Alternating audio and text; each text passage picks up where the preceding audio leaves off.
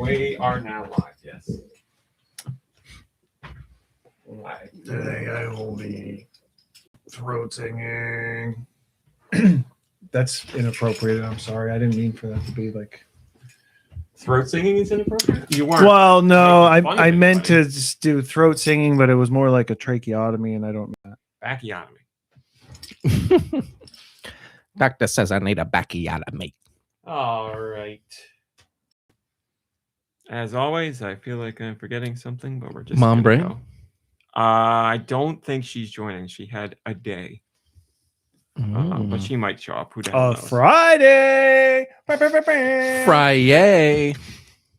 No, guys, a bad day. Oh God! No, she's fine. You left that Everything's fine. adjective No, out she the first time. It's my fault. You're right. She just had a very busy day. All right. 3, 2, 1. Go Nintendo Podcast, webisode 1020, the Gouging Fire podcast. Gouging fire. Nicky Hill, would you please read the Pokemon? Sorry to wake you. Try. I know. I immediately got tired when I sat down. I don't understand what's wrong I with feel me. that way too. Maybe it was that chocolate bar I had for dinner. Gouking Fire. Yeah. I regret it already. Or Goughing. Careful now. There are scant few reports of this creature being sighted. Michael golfing. One short The video butler from the Tim Burton Batman. Sorry. No, everybody knows that. One short video shows it rampaging, much like Reacher. It says right here. And spouting pillars of flame. Flame out of the sides of my face. No. Is that all part of the? That's Clue. Oh, okay. Oh, See, I'm a Pokemon expert. I'm not a Sorry, Clue yeah. expert. And I don't like clues. So if Mom Brain was here, she'd know. And I don't have a clue. Height 11 foot Height. 6 inches. Weight 1,300.7 pounds. Don't forget the 0.7. Yeah. Gender unknown. Category paradox. Abilities. Too heavy to check the gender. Yeah, I'm not going to get close to this thing. Photosynthesis is the ability. Boosts the Pokemon's most proficient stat in harsh sunlight, or if the Pokemon is holding booster energy. Like Bach. Sure, why not? End of the Pokemon Booster Cogburn? section. Thank you, Nicky Hill. Golfing Fire. Gouging Fire. Or as I read it very quickly when I looked at my email, Gooning Fire. I was like, oh, no. My parents visited yesterday, and there was a conversation that The led to Gooning Gooning, Fire there. and my parents were like, "What is Gooning?" And Danielle, Mom Brain, had brought up the story, and I was like, "Mom Brain, you go right ahead and tell." Not that I'm embarrassed at all. I'm not, but it was just a very funny She conversation. explained it, and your dad was like, "Oh, I've done that." No, It's when like, it was explained, been both there. my parents were like, "Why would anybody do that?" I Um, was like, "Listen, I'm not a gooner, so I don't know." Different time. a Gooner Wow. Pokemon ability would What a be hole. Grip. What? Yeah. Listen, I'm sure if you search on the internet, there's all kinds of stat charts and Pokemon lists for which Pokemon would be the best gooner or something like that. I'm sure people in our Discord would know the answer to Probably that. Mr. Mime. He's got a hand. Well, Do I not know what gooning is? I think I mean, it involves a hand, yeah, Okay. but I mean, that's not what makes gooning. But yes, I would imagine if you don't have a hand, gooning would be, well, I guess depending on how you look at it, would be Gooning is extra just- difficult or extra easy. Because if you Uh, can't touch your genitals, then you're gooning 24/7. I've been gooning about this all wrong. I was gonna say gooning is just. I thought it was just having a wank while listening to that Cyndi Lauper song from Goonies. No, Oh yeah, goon enough. good enough. Goon Good enough. You're right. Damn. I wish Good I enough for me. Yeah. Nicky Hill is here. How you doing, Nicky? I'm here. Good to see you. Deux is here. How are you doing? Ugoon. Ugoon. Ugoon. Thank you for joining us, Deux. Josh Grobot is here. How are you doing, my friend? That was a really great story. It was. I know you're a big fan of gooning. Sure, whatever. Oh, don't try and hide it. A big hello to my fans. All your gooning fans across the world, Josh. And of course, there's George. George is here. How you doing, my friend? Hey, just gooning in the orchard. Wow. Squeezing those limes 24/7. Man. You gotta milk them good. There you go. That's what it's all about. See, George knows what gooning is all about. Is it milk and limes? Is that what it's called? Oh, Well, it's juice. And milk I and mean, limes. you're the one we ask for information like this. Just Yeah. got sad news, game-related news. The studio behind Wanderstop, Ivy Road, is shutting down. They are shutting down on March 31st. I mean, this is par for the course with the game industry nowadays, but They just announced it, and it's happening right in like now, 3 it days. happened right now. Damn. Literally announced it right now. Today, we must share some bittersweet news. Ivy Road is closing its doors as of March 31st. It's hard to put into words how thankful we have been, blah, blah, blah. It's a very long thing. What does this mean for Wanderstop? There's one last surprise brewing, one we've been working on the last year to help. The great folks at Annapurna Interactive will be sharing more news about this in the future, and we're looking forward to seeing what it is. I bet I know what it is. Probably the game coming to Switch and Switch 2. That would make sense.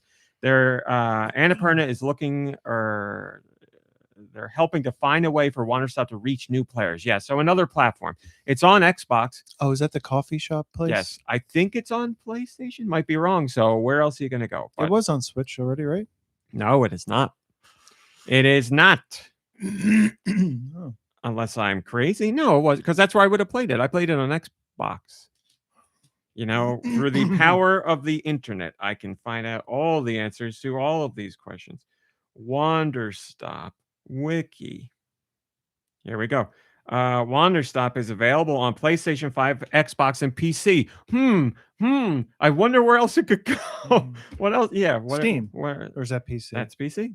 Windows. It is available for Windows. Yeah. So I'd imagine that's hinting at a Switch or Switch 2 release. And if it's on one, then it's on both. Well, if it's on Switch 2, then no Switch. But just if it's on Switch, you can play it on Switch 2. So I will keep an eye out for that. Annapurna Interactive is a big supporter of Nintendo platforms in general. As a matter of fact, they just announced the game for Switch 2 this week, which is not a top story, but why not talk about it now? The name of the game is right here, and I'll bring it up any second now. It is called Forever Ago, which is a game that was actually announced forever ago, but now it's been brought back, and we know it's coming out this year, and a Switch 2 version was announced.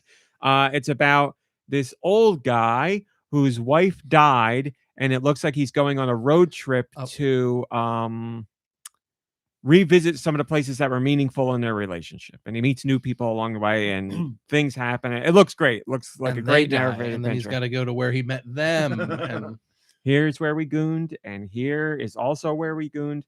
So sorry to hear about that, developer of Wanderstop, Ivy Road. That sucks. Another casualty of the game industry. But that's the way. That's just the way it is. They made something else though before that we liked, right? Is that a company? I didn't dislike Wanderstop. It just didn't reach the heights that I wanted it to. I thought they made something that like we all were familiar with already. Well, nothing's coming to mind, but I'm going to look right now. If you go to their website, they have Wanderstop. Are you sure you're not thinking of like Annapurna in general? Because they do a lot of stuff. Maybe. I don't know. Apern. What games have I can look it up. Ivy Keep Road talking. made? It says Wanderstop, and that's all that's coming up. But yeah, you can dig a little deeper. I might be thinking of the wrong game, but I don't think I am. No, I'm What's not. the game? What's the Wanderstop. game? That's the game. It is Wanderstop.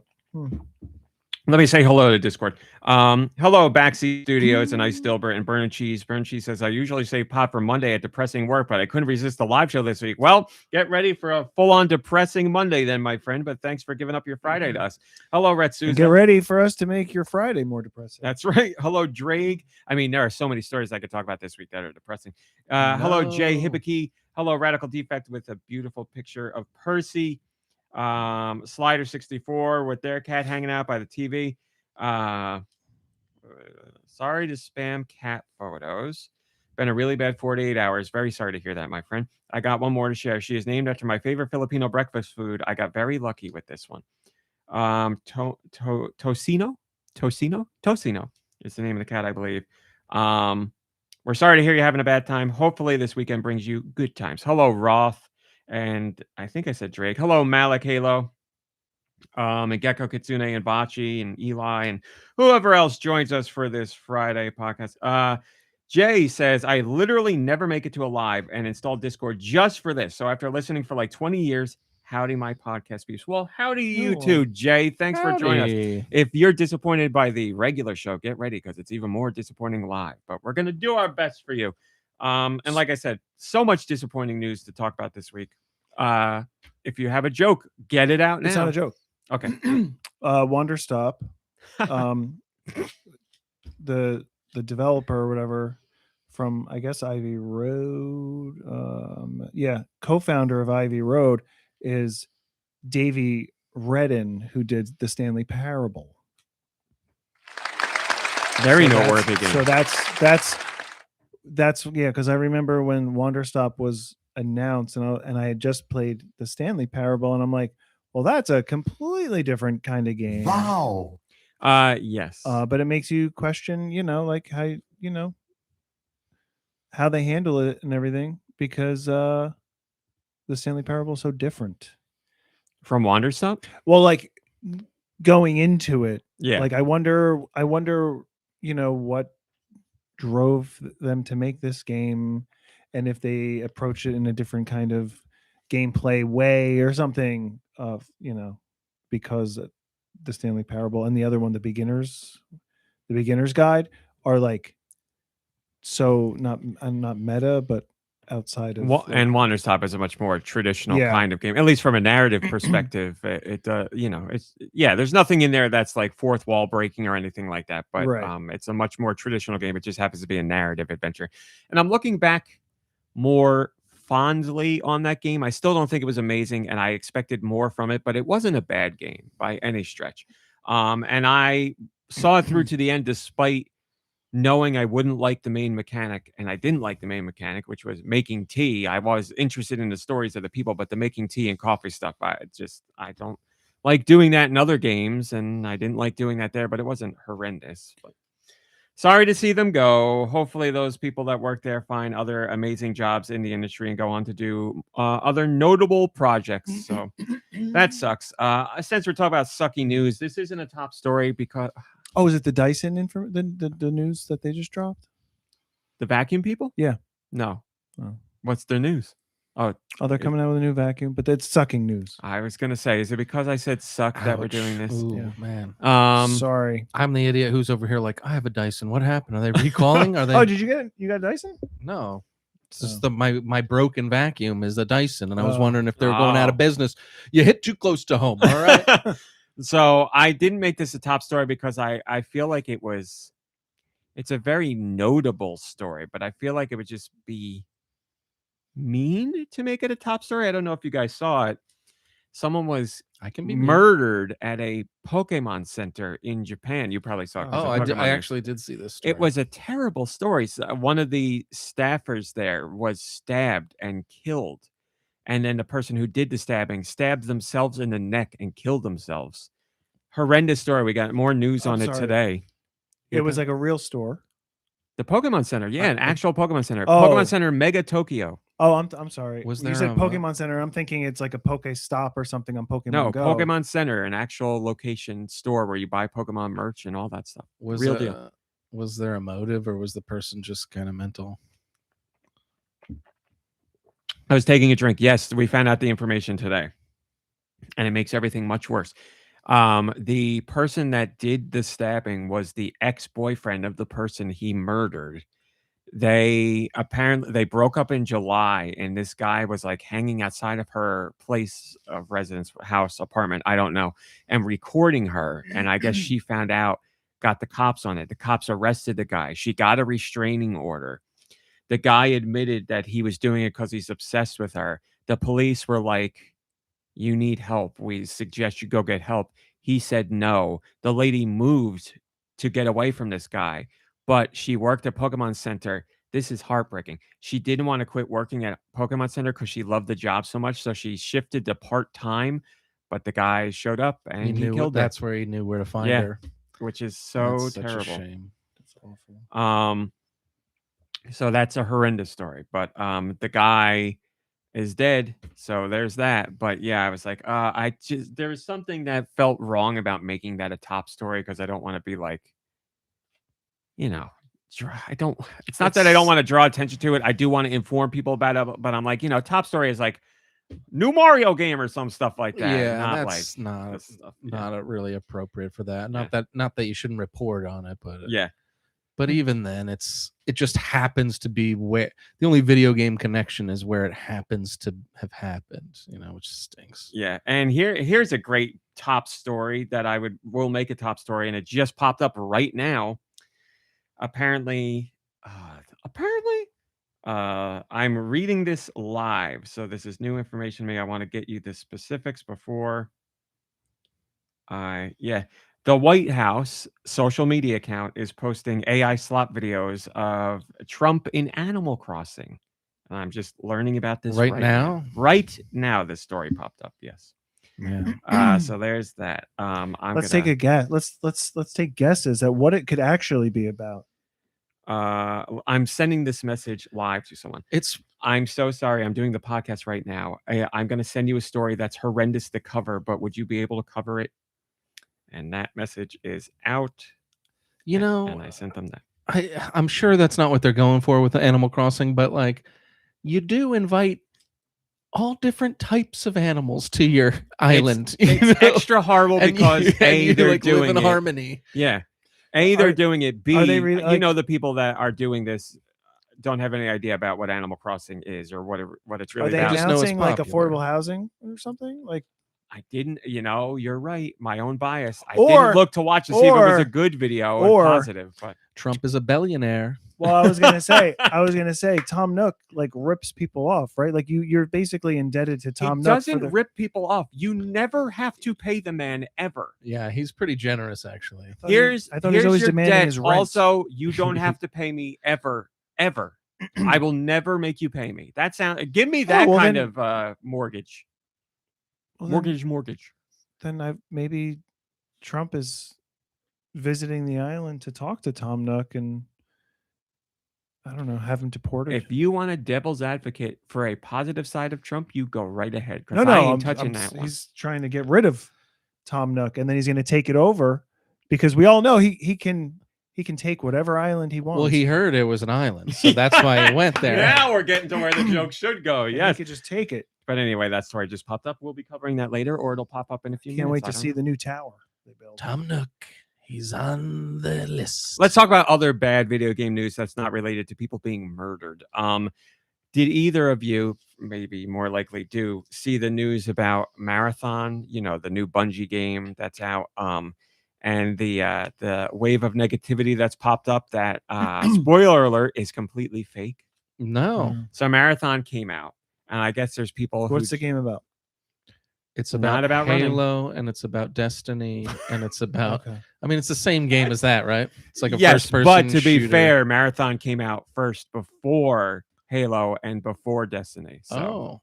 I know nothing about. So Marathon inspired Halo and Destiny just decades later. Yes, Marathon is one of the first, if not the first, game that Bungie did all those years ago.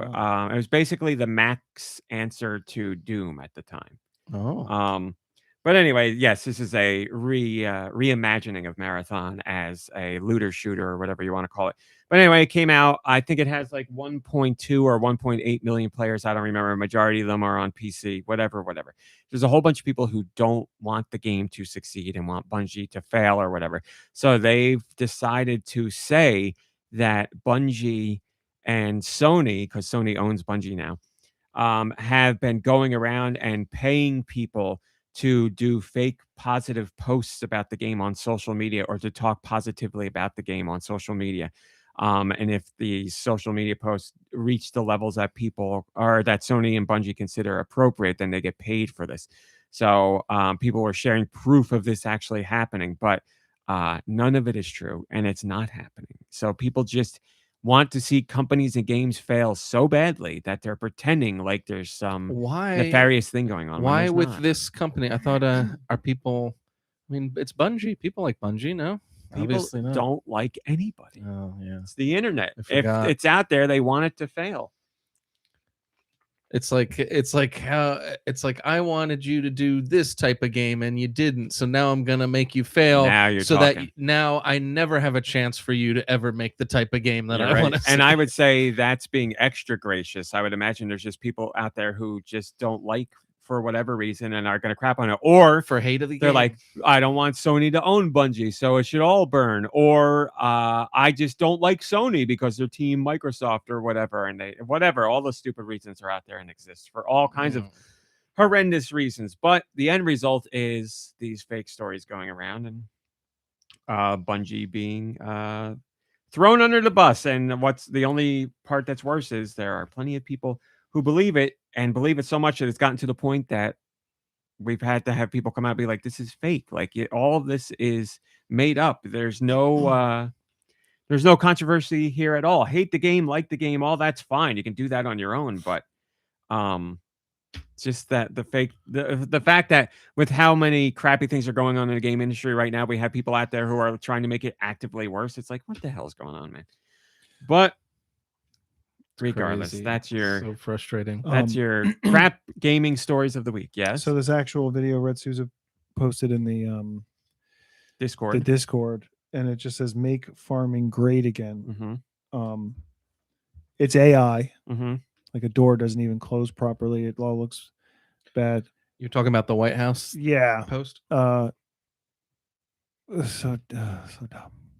Oh, is that it? So dumb. I mean, there's nothing else. There's nothing like inherently bad. Just looking at it right now that I can say. But it's like AI, and it's just like, I don't know, just trying to relate to. Yes, it's a very quick people. video, and Not to in and of the mention- video itself, make American farming great again, and the video itself is whatever. I just watched it now. It's all of 5 seconds.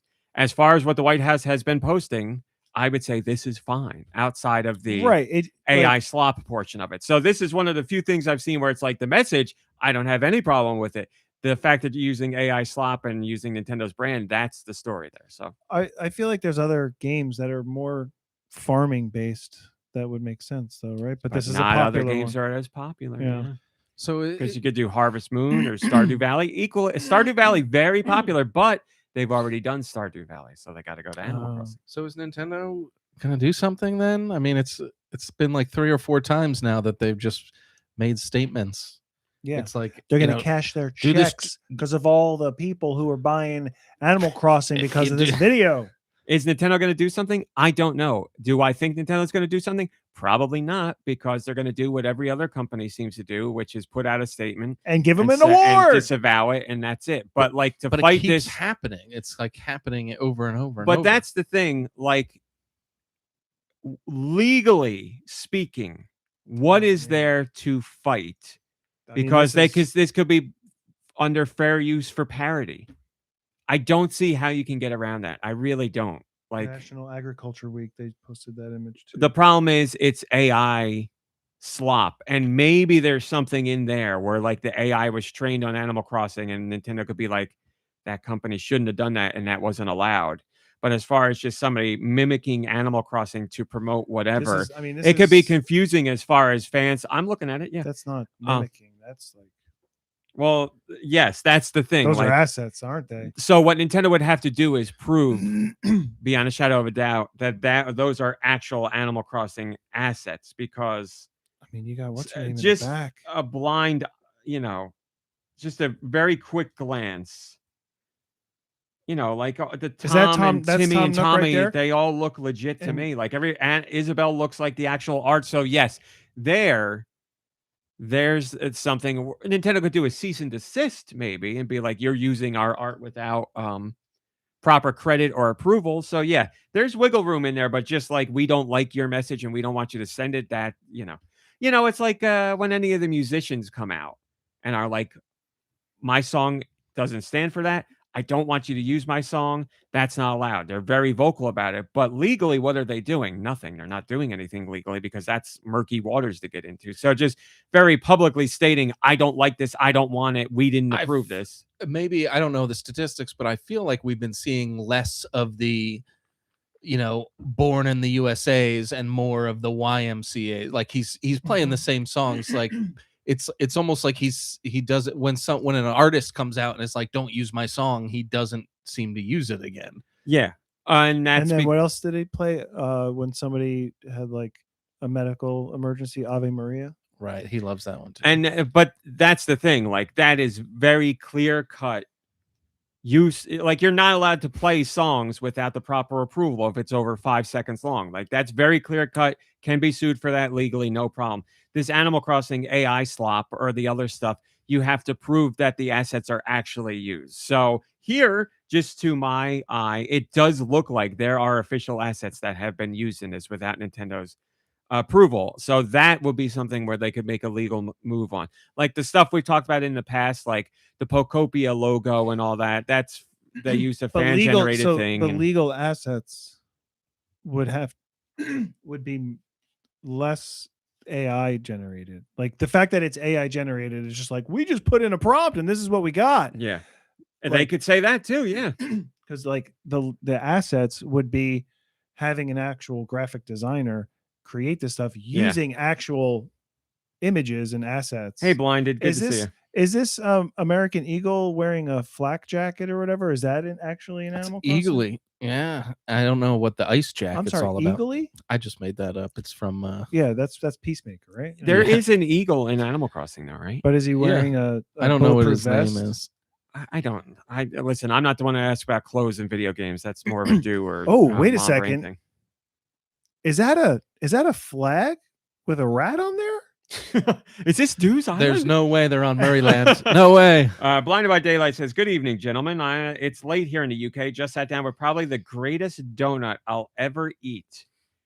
A drink in hand and managed to catch you all live. Well, good to see you, Blinded. I want to hear about this donut. Sounds Please nice. describe it as we move on to more pressing matters.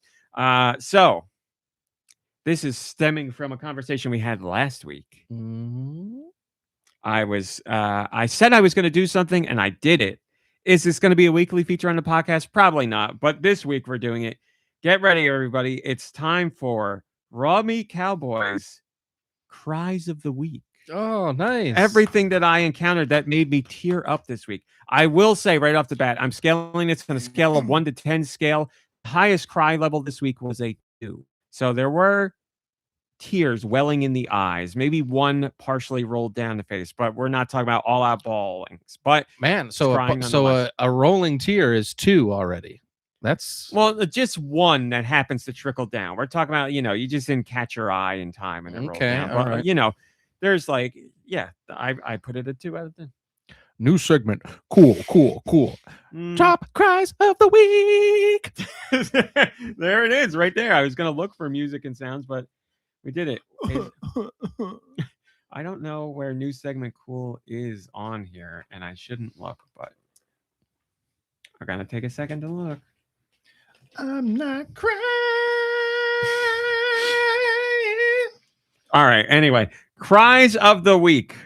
Would you two at the table, and feel free to play along at home, everybody, or in the Discord right now. Would you care to guess how many cries of the week there were? So they started from Sunday night to now. Okay. To today. I will say, Listen, I love that you marked these down. So, are you counting times that you woke up with wet eyes? No. I'm only counting things where something emotionally made me cry. There's when no you woke up with a wet one eye. I would say if I cried from pain, I would also include that, but there are no pain cries this week. Okay. How many cries? He definitely cried during Freerin. He definitely keep in mind I have not watched this week's Freerin yet. Oh, well then, baby, don't cry. I'm saving that for tonight. Man. Well, you will cry tonight. You'll cry. Sure you cried. You teared up at the movie you watched with Ryan Gosling when Gosling and the Rock Monsters. That was Friday. He's correct. Yeah. Oh no. Not so easy, is it? I was gonna say 3. 3 cries, says Nicky. Oh, okay. That's all we need to give you as a number. Yes. Okay. Then I'll say 2. Okay. Feel free to guess the cries. You're right. Go right ahead. But 6 cries, says Jay. And before we get into the cries, I'm gonna read this from Blinded because I asked for it. Blinded says it's a ring donut, but it's so fluffy, its center is almost closed. The top is chocolate covered with white chocolate curls sprinkled on, and the entire center is a deep pool of hazelnut cream. That sounds orgasmic. That Where is sounds this from? amazing. Where did I? They're Where? in the UK. What UK He's donut places crying do they again got? right now. Actually, this is one more cry. They got Mr. Donut over there. I don't know. All right, so cries of the week. Nicky Hill says 3. Deux says 2. Here we go in order of when I cried. Oh wow, there's more. This is I'm gonna tell you what made me cry. I'm not gonna be like I cried this many times and that's the end of it. Well, I thought you'd tell us how many and then list them. But I'm okay, cool. I'll tell you that. 1, 2, 3, 4, 5, 6, 7, 8 cries of the week. There you go. Now he's inflating them. Now he's crying. He's gonna over give us spilled milk. examples. This guy. He's gonna. Do you think I lie about my cries? That's gonna make me cry. Cries of the week. The first cry that happened for me was the season finale of Tojima becomes a common or could damn it. Tojima wants to be a common rider. Spoiler alert, because of the note I wrote myself, Tojima becomes a common rider. Not really, but I know you guys don't care about this show. If you're watching in the Discord or are listening at home, skip this next minute. How many finales were there for anime this week? One. Oh, okay. 2. 1. Well, yeah, I haven't watched that yet. No, there was Jujutsu Kaisen had a finale, but it didn't make me cry. It was amazing. What would you count like could you cry twice during one episode? Like I would only count it as a 1. As a 1, okay. So like, if a movie made me cry multiple times, I'd count that as 1. Forrest Gump. So in this episode, the season finale of Tojima Wants to Be a Kamen Rider, it's the big fight with all of his friends. He's fighting the big guy that they've been trying to fight. And he's like, you're just a human. What are you talking about? They get in the big fight. Tojima's been training for this. And he actually ends up like putting up a really good fight.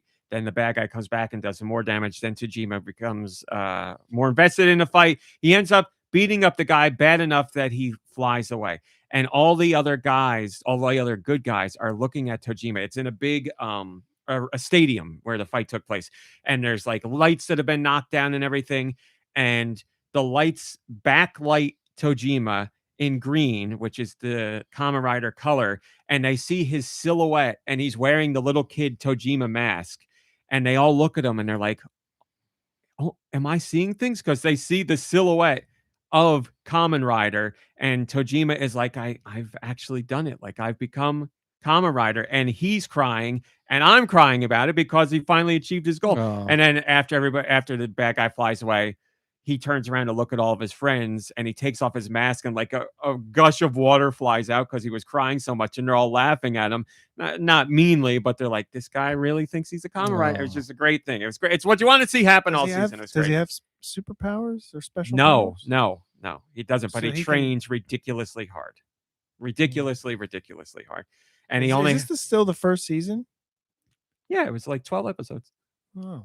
But when it's weekly, it's over a long span. They're gonna have to change the name of the show for the next season. Tojima Wants to Be a Kamen Rider 2. Yeah, I don't know. Kamen Rider Tojima. I don't know. And this week, alongside the finale, We have to talk about I posted that.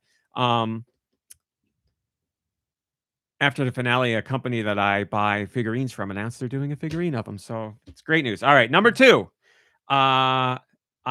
There's a store called Kinokuniya, which is basically like a manga, book, magazine, stationery store, which I've heard about. And I thought there's one in New York. Yeah, right at Bryant Park. So that's the one I knew of. Mm-hmm. Mom Brain wanted to go to I can look it up. That home goods place. Yes, Daiso. Dyson. God, because they made that big announcement, Dyson. So she wanted to go to the Dyson store. She was like, this just doesn't have what I was expecting.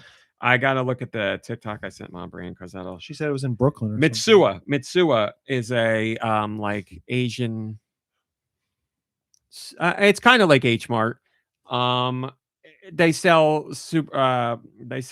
groceries, Asian groceries, and stuff like that. But they have like a whole. Like there's Mitsuwa in Edgewater in New Jersey, but that whole strip has like other stores, and I had a Kuniya there, and I was like, I didn't even know that. So we went in, and Mom Brain was looking at the stationery stuff because they have a whole bunch of really cool stuff like that, and they had a whole bunch of section for figurines, so I was looking at that, and I was just like surrounded by. Was it this week? It was Sunday. Okay.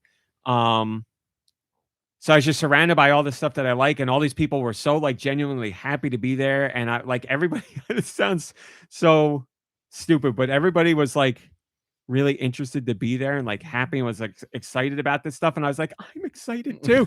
And Mom Brain was like, are you having a good time? And I turned around to her. I was like, I can't talk to you right now. And I had a little moment. So there's that one. We saw, man, whatever. I could talk about it forever. I won't. I heard a song that I never heard before from a band that I never heard before. It's called Storm by Night Tapes. Let's go. And I heard that song and I really liked it, and it just made me tear up. I mean, musical tearing up, I think that's universal for a lot of us here. But again, Night Tapes, Storm, really liked that song. Then the next cry, I was on TikTok and music from Freerin came up. And it was like a montage of Freerin. And I was like, oh, it got me. I was like, I'm not gonna, of course this is gonna get me. So I ended up liking that TikTok, hitting the like button. And then later on, I got a montage of Freerin and Himmel set to more Freerin music. And that one also got me, but that's a separate day. So I was like, okay. And I was like, oh, these two, I can't. Yeah. Now, spoiler alert for Nintendo news. No. Can anybody guess what Nintendo news? Well, you two. Can you guess what Nintendo news made me tear up? Yeah, I can't believe it, but yes. You can go. We're going to talk about it, so go ahead. The reveal of Star Fox in the movie.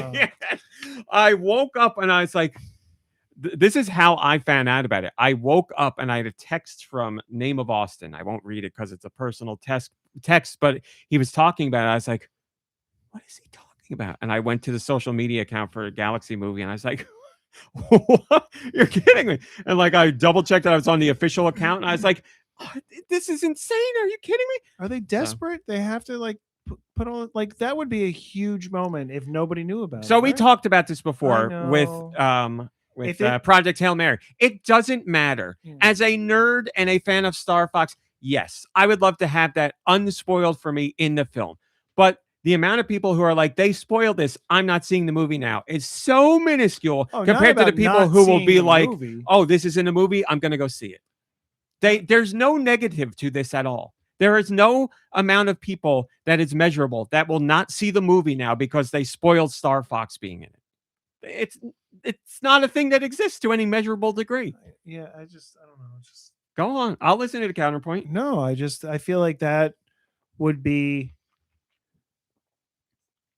in another time, that would be a moment that would sell tickets later or something. Like, you know what I mean? Where it's like word of mouth sell tickets. Yeah, like let things happen organically. But that's the thing. Nobody does that anymore. Because that doesn't happen anymore. Because as soon as it's in the theater, him being in it, that's not selling tickets either, though. Really, right?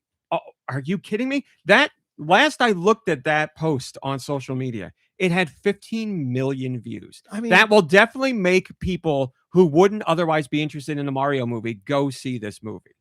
And again, this surprise, it happens in a movie, doesn't exist anymore because as soon as it happens in a movie, somebody has it on their phone and they put it on social media. That's it.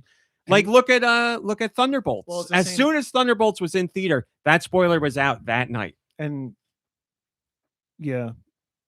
Or like, so they're like, why not release stuff so that things don't get leaked or things don't get spoiled? That's the other thing. Somebody else said that. They were like, this, there's press screenings. This stuff's going to leak before that. You control the media. You control the narrative. They're like, hey, why not just tell people about this now, give them more of a reason to talk about the movie and get more people to see the movie in general rather than hold on to the secret and it gets spoiled by the internet and then we can't control it. It is a shame because I feel like that moment happening organically would be huge. I was talking to as far as just personally and organically, 100% I am with you. I would much rather I go into the theater not knowing that's happening and see it. But here's what happened in real life. I went from, yes, I'm going to see the Mario movie, whenever, to Mom Brain, we are going opening night to see this movie because I definitely want to see it. Yeah. It used to be the 3rd, but they changed it to the 1st. Yeah. But now I'm like, I am going to see the movie for whatever, maybe 2 minutes, of whatever, because that's how much I have Star Fox pictures hanging in my office. I'm going to see this to see Fox, and I don't care what else happens in the movie. Now, that's the other thing. I'm sure there's other secrets in the movie we don't know about. Charlie Day and Chris Pratt just last night were asked about are Wario and Waluigi in the movie, and they wouldn't answer definitively. So Oh. either they are or they aren't. I don't know. Do you think Chris Pratt knows who Waluigi is or Wario? Yeah. I would listen. I know we're on the Chris Pratt hate train, and there's plenty of reasons for me not to like the guy, and I overall don't like him. But I will be honest and say he has probably heard of Wario and Waluigi. Yes. So. Well, something that'll make you cry. You know who's voicing Fox McCloud? You said you I listened didn't to. see that. Oh, you didn't? Oh yeah, it's Robin Williams, the AI voice. Oh, I did it. did hear Yeah. that. They did it. Yeah, yeah. Sorry to make you cry. Did this you week, hear but- who's really voicing it? Oh no, there's Val a real Kilmer? person. Yes. Oh my God. Okay, this is so good because Oh, now you isn't guys it- get the Isn't it guess. Thor or something? No. Then I don't know. Well, let's hear some guesses. Let's see. Fox McCloud. Wait, It's gonna be- is it? Did they just go for like popularity, or did they go with somebody? Pedro Pascal. It's not going to make sense. But It is someone people recognize. I think he's, even though he's been around for a while, I'd say he's a rising star. Certainly, a rising star. but he's been around a very long time. Okay. Not a very long time. He's been around a decent amount of time. But because of one movie in particular, he was just in a movie. I don't think it did well, but you saw the trailers everywhere. He was in one movie a few years ago that certainly rose everybody's status because it was a very, very popular movie. Ki Leonardo Kwan. DiCaprio. I'm sorry, what'd you say? Ki Kwan. No. Um, That'd be great. Oh man, you said something. I really don't think most people would see this actor and be like, "Oh, that's so and so." People know him, but he's not like a Huh. Tom Cruise, Chris Pratt. Like everybody knows that guy by looking at him. But you'd be like, "I recognize that guy." You guys definitely know him. Was he in any Marvel stuff? Oh, that's a great question. I'm going to say no, but I suck at that stuff. Not Dyson. Tim Ray. Robinson. No.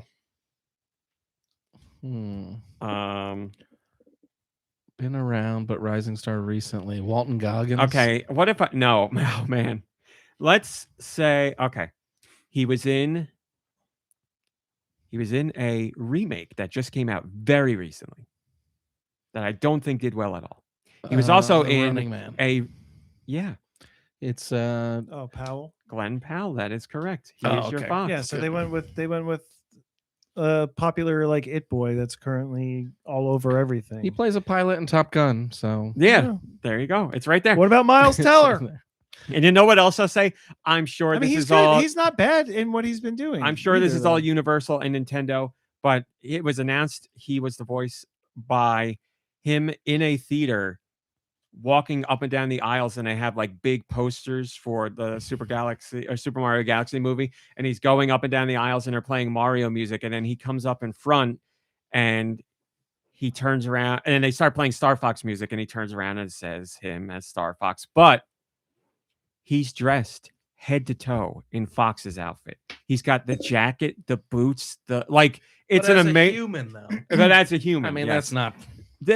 I But he's a can't fox. explain how bad I want that jacket. It was Nice. amazing because he's got his back to the camera with the Well, Star Fox logo, and he you'll turns probably get around. it- I'm like, boy, are they doing it up for people that love Star Fox Maybe they'll sell one at like Uniqlo or something, or Universal?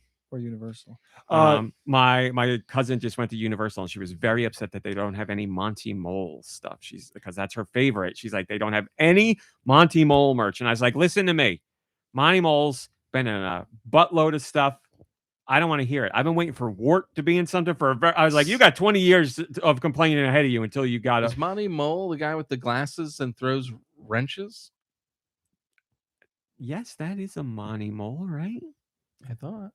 Or is it Maybe I'm just- wrong. just that I know who Monty Mole is, but in my From brain, Super that Mario looks like 3, Monty like, Mole to me. Maybe that wasn't a Monty Mole. Discord, tell me why I'm wrong. Or- And I mean it as or are they just truth. the If I'm moles wrong, that let me are know. like in Moo Moo? I remember like Monty Plains or Mole. whatever?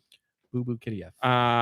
Television, hello, Television says, I believe those are distinct moles. So Monty Mole would be like the ones that appeared, if my Mario knowledge is correct, in Super Mario World onward. So the very chubbier ones. I saw something. I was going to text you, but I didn't want to sound like a crazy person because it was one of those like ads that came up on YouTube. So I couldn't rewind it and I couldn't like search. I didn't want to search Okay. YouTube for the ad. But at the end of the ad, both Luigi and Mario kiss Buckenberry on the cheeks. Did you see that? Didn't you tell me about this? Maybe I did. And I thought it was a joke.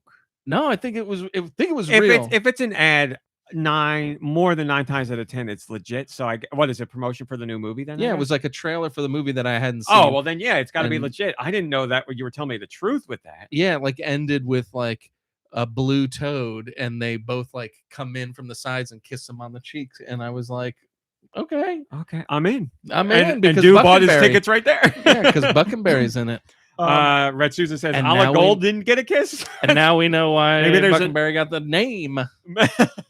Because they're trying to get that berry juice. Berry juice. I think there's an alternate version of the commercial where a la Gold gets kissed. Dude just didn't see that one. So. Oh, like the movie Clue. Nicky, go ahead. Well, I just wanted to say, because you're talking about Glenn Powell being all decked out as Fox, I do. and the press image of the cast where great segue. You wanted to talk about this. yeah, because it's bothering me. There was a cast photo of most of the principal cast from the film in front of the Tokyo Tower. And Jack Black is dressed up as Bowser, and which he did the last time. Keegan too. Michael Key is in a Super Mario Brothers suit, like with regular suit, but with imagery from the games all over the suit, and he's wearing Toad's hat. Yeah, and So I go appreciate on. those. Anya Taylor-Joy is She in got a like big hat. a pink dress with a big hat, so like the pink is kind of there. Which cast members conspicuously missing? Bree hasn't been Number in- one Nintendo fan, Brie Larson. She hasn't been in a few of them. I would imagine she's doing something else right now. I don't know what it is, but yeah, she did an interview with Fandango where she was like really strutting her stuff when it came to her Nintendo knowledge, and also just Nice. sticking up for video games in general. She's like, video games have taken a lot from movies, and as far as like camera direction and all that stuff and cinematic storytelling, she's like, it's about time for Hollywood to start recognizing games and pulling some stuff from tell there. it to Spielberg. So anyway, your complaint. Well, no, so I didn't see it because the other images that I saw or videos were from like waist up or whatever. So I didn't see that Chris Pratt had red sneakers because you know that counts. Red because Mario wears red sneakers and runs really fast. red hair.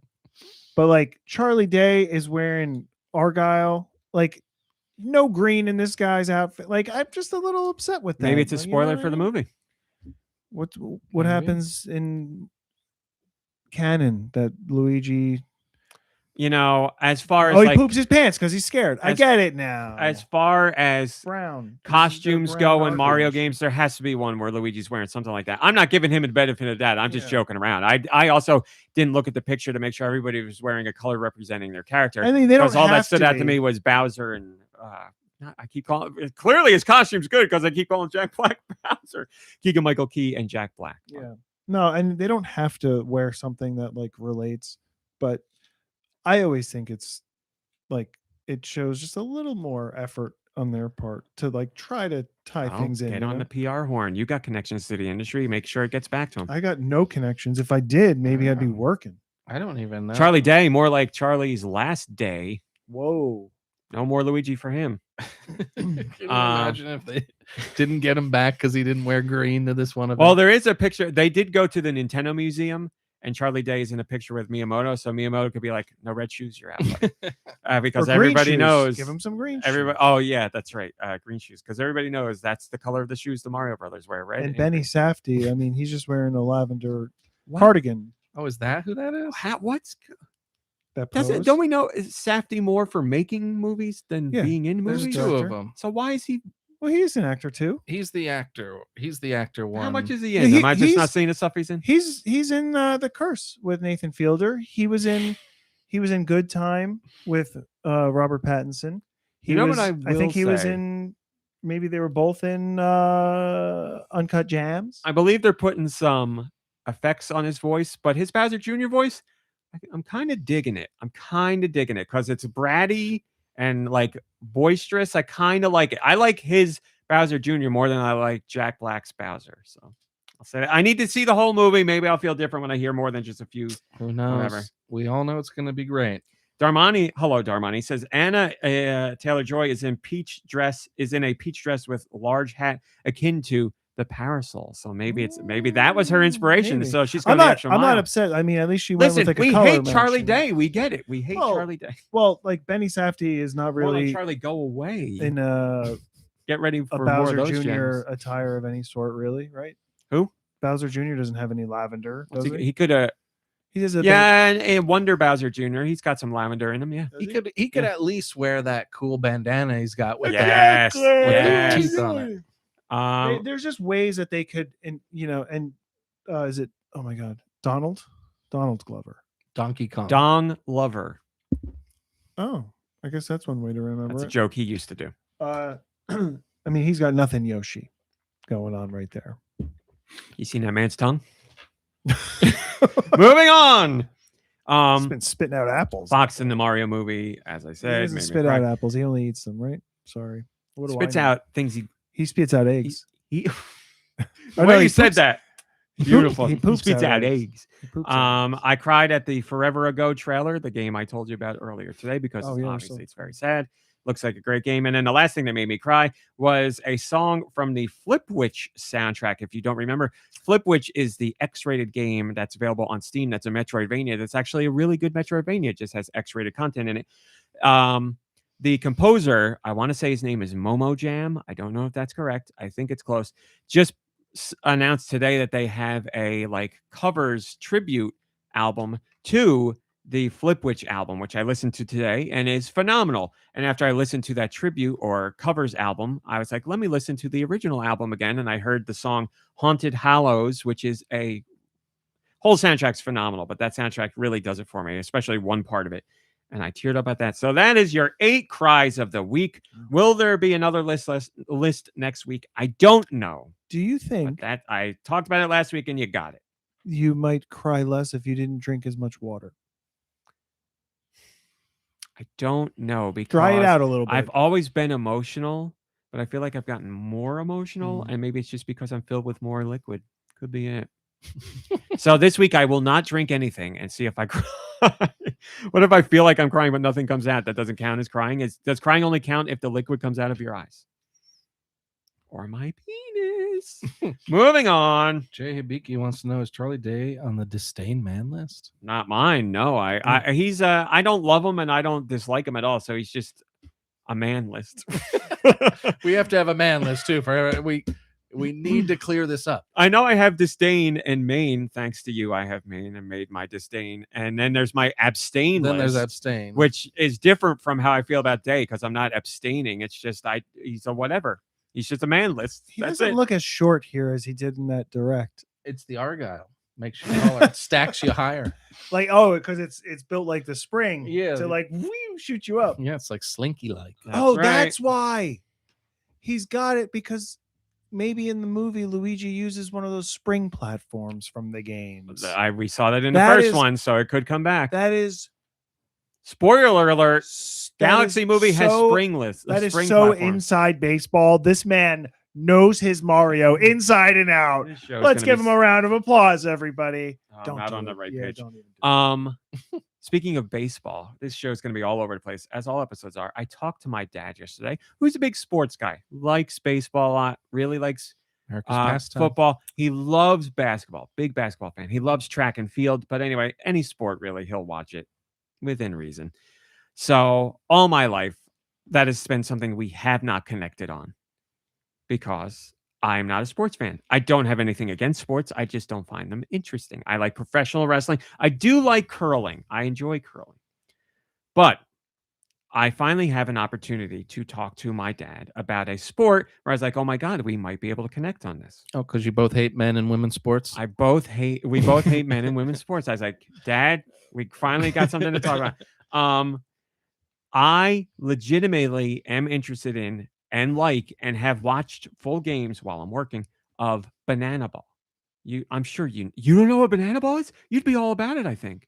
Do you know what Banana Ball is? No. Really? This is great. I get to Sounds like tell a you about Raffi this. song. All right, so Banana Ball is a new type of baseball. It's been around for a number of years now, but it's real. Bananas all over the place. I will tell baseball, you, but nude. if you just tell me, it's just baseball but nude.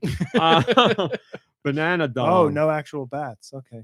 So it's different. It's baseball, but with some different rules. I can't give you all the rules that make it different, but it's baseball basically if you injected it with like 25% WWE. I want to stress the games are not scripted.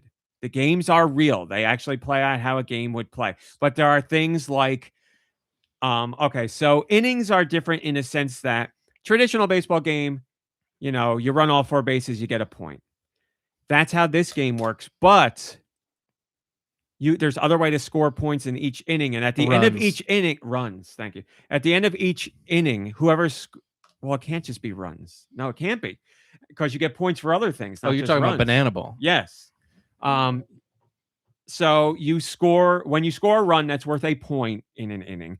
But you can also do trick plays and stuff that also count as points. And at the end of each like inning, putting a ladder in the dugout and pulling it out, or like a chair maybe. So, for example, backflipping to catch a ball gets you an extra point. Oh, okay. So but Rey Mysterio would do very well. Yes, but at the end of each inning, whoever scored the most points in that inning gets 1 run overall.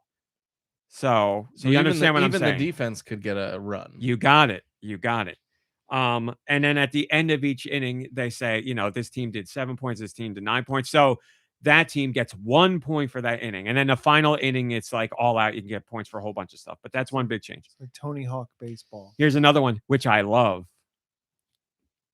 Ball gets hit into the crowd. If it's caught by someone in the crowd, that is an out. That counts. And then if you're close enough, they will bring you down onto the into the stadium to do a backflip. Get promoted around. You can't do a backflip. Costumes. Well, uniforms are much better in my opinion because they're like crazy colors and all that stuff. So is this real? Somebody's Banana Ball is real. Somebody's batting on stilts, or is this a? Yes, they have someone on stilts. Yes, and I cannot stress this enough. The actual game is real and not scripted. So whoever wins at the end of a game, that is legitimate. This is the stuff that used to be on MTV when we were younger. like Spring Break, MTV baseball. Sunblast, like Jock Jams or whatever. Yeah, well there was also I know what you're talking about. But anyway, like the celebrity baseball game or whatever. Yes. It is humongous. It is so popular right now. Where is it popular? Everywhere? Yeah. You want to know where they're playing next month? Yankee Stadium, sold out 2 games back to back. I'm not saying this is popular and I'm pretending. This is legitimately popular. They play in regular baseball stadiums. They are aired on regular TV. No network is allowed to have a monopoly on what games they sell or what games they show. And the owner of the company was like, listen, you can air the game, sure, but we still will air the game for free on YouTube. No one will ever be allowed to take this and make it a subscription-based show. Our games will be watched on YouTube for free in entirety, but you are also allowed to air them on your network. Okay, sorry. This event, so Slider 64 just posted. The Savannah Bananas are a baseball team who have sold out every game since 2006. So it's one team. No, they are one team that are part of Banana Ball because it's kind of hard to play baseball. Well, because I was trying to no. I was thinking it was like Harlem Globetrotters, where it's like one stunt team playing against a regular team. But no, I'm so sorry to tell you, but those games are rigged. What? I'm so sorry. Yes, when they all stand there and watch the guy spinning the ball, they're not that amazed by it. But yes, there are other teams, but they play legitimate games just with funky rules. No, I get it. Okay. Is there like a whistling theme like the Harlem Globetrotters have? Not that I remember. Also, no advertising, only word of mouth. So there's no commercials or any of that. It's not really working out for them if we don't know about it yet. Also, we know now. There was something else I was going to say. Sorry. It's gone, but it probably didn't matter. But anyway. No advertising? Tickets. They only sell tickets for one price. And because it's so popular, you have to get on a waiting list and they sell out instantly. But it's very fairly priced tickets. It's not crazy. Of course, there's the reseller market and all that stuff. But the only legitimate way to get tickets is through them. And they keep the ticket price the exact same price, which is awesome. But games are so popular. And there's not as many games as there are traditional baseball, season. But still, very, very, very popular. So I haven't seen my dad in a while. I was like, I got to talk about Banana Ball because I've been really getting into it and I love it. And I was telling, he goes, I've never heard of banana ball. So I'm like, this is great. I put on a video to explain the rules to him. And I was like, here it is, blah, blah, blah. This is what my dad does. In the middle of me showing him banana ball and what it's about, I'm going to say, you do know my dad. Stories last for 40 minutes and they never go anywhere. I'm going to say maybe a minute and a half into this video, my dad turns to Mom Brain to talk to her about regular baseball. I'm like, A, I'm trying to connect with you. B, this is baseball I'm showing you. C, this is a sport. D, Mom Brain does not care about regular baseball at all. What are you doing? And he's like, I'm just, and he had no answer. And I'm like, forget it. It's all, literally, it's like a young child being like, Father, look, baseball. We can talk about this. And he's like, by the way, other person, here's what regular baseball is. Sorry to hear that. I would have been surprised if he liked banana ball, but well, he didn't really see anything because he wasn't paying attention. I showed him a trick play video, which he did like, and he was impressed by that. So there's something there. But it was like Warner Wolf's plays of the decade. But anyway, yes, banana ball, all about it. You guys, Nicky Hill, I really think you would be into it too. I know you have enjoyed traditional baseball in the past. Seems a little wacky to me, but I'm sure live it's a lot of fun. Yeah, I mean, it is wacky in the sense that they'll do like dance breaks or like a dance battle between teams or like there's silly stuff that goes on. Somebody comes out on stilts and all that. But again, I cannot stress enough the baseball that they play. They are actually playing baseball. Thank you, Quince. Thank you if you're listening. Thank you. As long as they have like a dog that collects the bats, that's always cute. I haven't seen that. Let me message Quince again. Thank you. Again, I'm doing the podcast right now. Please tag that story political and make sure you look into the story itself because as far as all this stuff goes, it's not that horrendous, but use the political tag so people can block it if they want. Thank you.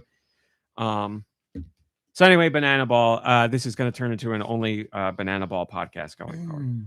All right. Nicky Hill, did you know you can join the GoNintendo Patreon for $1? For $1. Here's what I talked about this week. I talked about, cover your ears, Digimon. Because Digimon is something that only exists because of Pokemon. When Pokemon came around and got really popular, somebody says it. Other companies were like, we could do something like that too, and that led to Digimon, which still exists to this day. We found out that the newest digital Pocket Monsters, Digimon, digital monsters, Digimon are the champions, and that's my knowledge of what I remember from Digimon. That's the song. That's the original song. Oh, dear. I'm sure it's changed many times since then, but. I'll play it, whatever. We'll get claimed for it. Did you not, Mom? So it's still around today, still very popular. There's a new, the latest game in the series is called Digimon Time Stranger? I think. And it's out on PS4 and PS5, but it is coming to Switch and Switch 2 this summer. And I've heard really good things about it. And I've heard lots of reasons why people should check it out. And I'm like, I've never played anything Digimon ever. I've seen bits and pieces of the cartoon over the year. I've never played the card game. I've never done any of it. And I put out the call on Patreon to be like, hey, have you guys played Digimon? Do you watch the Digimon cartoon? What do you know about Digimon? And we had a great conversation about it. So I do want to play the game when it comes out. And you don't need to know anything about Digimon to play the game. It's, very traditional RPG stuff. But I got to turn off notifications on my laptop. I'm doing that right now. But I'm down to try the game, and I learned more about it from you guys, so thank you for your input. And now Tintavision says, Digimon started as a variant of Tamagotchis. They added combat to make it more popular with boys. Well, I guess it worked because it's still around to this day. Hey, Nightwind, good to see you. Go Banana Podcast, that's right. So I wrote about Digimon. Don't worry, dude. No more Digimon talk. Only Pokemon from here on out. It might be the one thing that I can't stomach. Just kidding. It's fine. The one thing. I asked you guys for more questions because it was time. You guys broke your record from last time. Last time I asked you for questions on Patreon, you gave me 7 months worth of questions. This time you gave me 8 months worth of questions. And I said, can you break your record again? We'll find out. We want a baby's worth. One more month. The questions post is up there. And I will say there are a lot of questions. I also wrote about Fishing, which is a game that is about fishing, but it's much more than that. So About Fishing was announced like 3 months ago. And I saw the announcement, but I didn't watch the trailer. And I saw screenshots from it. And I was like, oh, I like it's doing again. it's got the PS1 aesthetic, but it's much more like it's much better than that, or much more involved than that. And I'm like, I've played fishing games before, but I'm not like crazy into them. I'm not against them. I'm never like, oh, let me play this fishing game. Then another trailer came out this week, and I was like, was this game coming to Switch or not? And I couldn't remember. So I watched the trailer to scrub through for the logo. It's not hooked you. It's not. Oh, I filled my post with all those puns. I didn't even mean for that to be. Really? Yeah, I'm not really that. I watched the witty. trailer and I they just say reeled me in. stupid Oh. I fell for it, hook, line, and And sinker. Oh, you really I took took the the bait. bait. Oh, I got him. So You woke up early to get in the car and go to the lake. Sorry. for the worm. I thought you were going to say for the worm to put on the that hook. would have been perfect. Yeah, that Early bird gets the worm for the hook. So anyway, I watched the trailer, and Deux in particular, but Nicky and Deux, you guys might want to check out this trailer because this game is Twin Peaks through and through. There's a mystery, there's a murder, there's literally a girl wrapped in plastic on the side of a lake. Like, it is Twin very Peaks. Twin Peaks inspired. They just waited for him to pass away to put this game out. So you're solving a mystery, and you're solving it through fishing in some way. And it seems like I don't know. The trailer looks amazing. So I'm went from not thinking I wouldn't be interested because it's fishing, and I'm just like, whatever with fishing games too. Now towards the top of my list of most wanted games. It looks incredible. I believe there's like a beta out or something right now that you can play on Steam. Not announced for Switch or Switch 2 yet. Just I believe PlayStation and PC. Oh yeah, it uses like old N64 style visuals for the faces for characters in the game. Again, Twin Peaks, I'm sold. That's all I really need. So very heavily inspired by Twin Peaks. So check that out. Again, it's called About Fishing. Not available yet, but coming soon. I also wrote about how Pokemon Pokopia got me to do something that I don't ever do in video games. I play them every night. play them every night. I started taking pictures in Pokopia, and I never use a photo mode in gaming. Maybe I'll use it every once in a great while because something crazy happens. But Pokopia, every single time I play it, I am in photo mode and I'm taking pictures because the stuff that In the the Pokemon, game. because the stuff that the Pokemon do, it's just so funny and cute and great and sweet. And there's so many moments that I don't want to miss. It's just great. And then, as I said, it's worth it because A, I have the pictures, but B, the game, when you start it up, the title screen shows you some of the photos you've taken, and it's random whatever photos you're going to get. So I see little memories that I've created, and I'm like, this is great. So I love the feature, and it took Pokopia for me to get into the photo mode for a game. So I'm really, really enjoying it. And then, yes, I've got I nothing. thought you had some. I was Pokemon. I thought you would have had something. My apologies. No, I don't. I'm just basking in the glory of the Pokemon praise. Roth has been posting about this fishing game since January, I think. Roth knows what's up. Roth is a better gamer than I if am. y'all get a chance, check About Fishing on Steam. It was in reference to Twin Peaks, but now I can't. It took me all the way back, and now I can't get all the way down. There's a jump button to take you back down. Oh, Well, that's what Roth, that is. thank you. Hello, it's Stitch. Good to see you. I thought that was an eject button. Roth, thank you so much for trying to bring attention to that and me failing to recognize it. Now I'm on board with you, my friend. I will be there day and date when that game comes out because I'm all about it. It's Stitch posted a picture from Pokopia saying my Psyduck loves standing under his shower all day. That is great. You have a shower set up in the game much like I do, where it's just, except mine's on a block of sand versus a block of rock. So It's funny because in his photo, he's in the shower, like he's under the shower, but it's open air and it's like pouring rain. Yep, it's great. It's great. Here's the post. Here's the picture I posted with my post on Patreon. It's me with the most lame ass building that I built for my Zorua. I don't know how you say it. Because that Pokemon was like, I need it to be dark, and I was like, you got it. And I built just a box over their habitat. And they were like, thank you. And then later on, they were like, I want it to be darker. And I was like, you got it. And I threw 2 umbrellas on the top. And he was like, perfecto. I was like, if you're happy, I'm happy. So that's my picture. Yeah, I haven't I'm found sorry, like can a other people go to your world yeah. If you in the game if you're connected? not like on their own, but if you connect online, yes, you can bring other people in. Yeah, I haven't found a hairstyle or a outfit that I like yet, but I have found plenty of emotes and reactions that I like. So there's that. So I wrote about that, and then the only other thing I wrote about is it's that time again. Deux actually knows it's that NPD. time. No. Circana. That was last week, Yeah, right? it was. Deux knows about this. In passing, he heard about this. It was Spring Anime Week.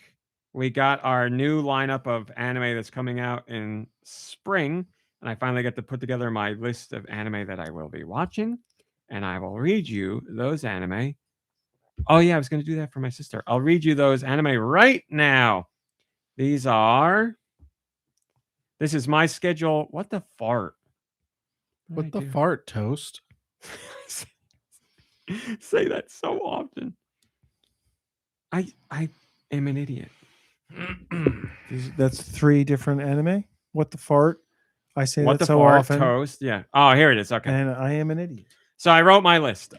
This is what I will be watching this season, and I will probably add to it because, of course, Crunchyroll does a great job of showing you here's what's coming out, here's a synopsis, here's a trailer, and you decide if you want to watch it or not. So I watch all the trailers and read the synopsis, and sometimes the trailer just doesn't look good to me, and then I'll be like, oh wait, actually this is getting really good reviews. Oh wait, and lots of I'm talk. RMC and I like everything, and I'm willing to give every single thing a Well, chance. that's the other thing. Yeah, like I have to draw the line somewhere because I can't literally watch every show because there's 60, 70, 80 new anime that start every season. So you got to pick and choose.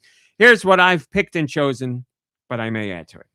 April 1st is Go For It, Nakamura-kun. So that's not a bad name. It'd be like Go For It, Frank. Right? That's an okay title. Yeah. Go for it, Frank. I'm just listen. I'm not going to talk in detail about all the anime. I will talk about a couple of them, but you're the title guy. So when I give you a title, I want to see your opinion of the title. Okay. Well, then let's start over. I'm ready. Go For It, Nakamura-kun. That's just someone's name. So to be like, Go For It, Deux. I mean, you can't argue with a positive message like that, right? Okay. Unless, what is he going for? Is he like going to do something horrible? Date someone. Okay, well then go for it, Nakamura-kun. I was hoping it was a. That's great. Let me guess, it's Beautiful. not right. No, you're right. You got it exactly right. Yeah. I was hoping it was they participate in battles of Connect 4. Go for it. Nakamura-kun. Yeah, I wanted to do, but it didn't fit. Yeah. Nomura-kun, you just shorten it. Okay, yeah. So obviously, if you have opinions on these titles, go right ahead. But he's the title man. April 2nd on Netflix. Unless I say it's on Crunchyroll, unless I say differently, because everything's on Crunchyroll. All right. April 2nd on Netflix. The Ramparts of Ice. Oh dear. Actual ice, not that ice. Okay, it makes me think of Game of Thrones. So all right, cool. Okay, all right. Could be cool. I don't know what you're gonna say about this. April 3rd, Snowball Earth. I don't know. I'm kind of intrigued, I guess. I can't say I love it, but it does involve snow and it does involve a planet. I'm kind of interested. Okay. Yeah. Very straightforward title. April 4th, Demons of the Shadow Realm. Sure. It can't very, very straightforward. No, April 4th as well. This one's for the gamers out there. Needy Girl Overdose, which is a video game called it's an adaptation of a game called Needy Streamer Overdose, I believe. Needy Girl Overdose. Deux, thoughts? Yeah, I don't know. I hope she's okay. I feel like I prefer the streamer. Yes, there's some reason why it's renamed that, and there's a whole rights issue that they did this thing. It's crazy, whatever it is. But I've heard great things about the game, and I'm gonna watch the anime even though I haven't played the game because I've done that once before and it worked out, and it just happened. I watched Gnosia, which is an award-winning game that I haven't played. The anime was fantastic. That's good. That's good. He's scratching his nose. My nose. Here you go. Also on April 4th, Akane Banashi. Now that I can get behind. I like the way it sounds. It's fun to say. It flows. Akane Banashi. Yeah, there's something that flows about it. By the way, for those of you, what does that translate it to? Peanut butter sandwich. Go for it, Deux.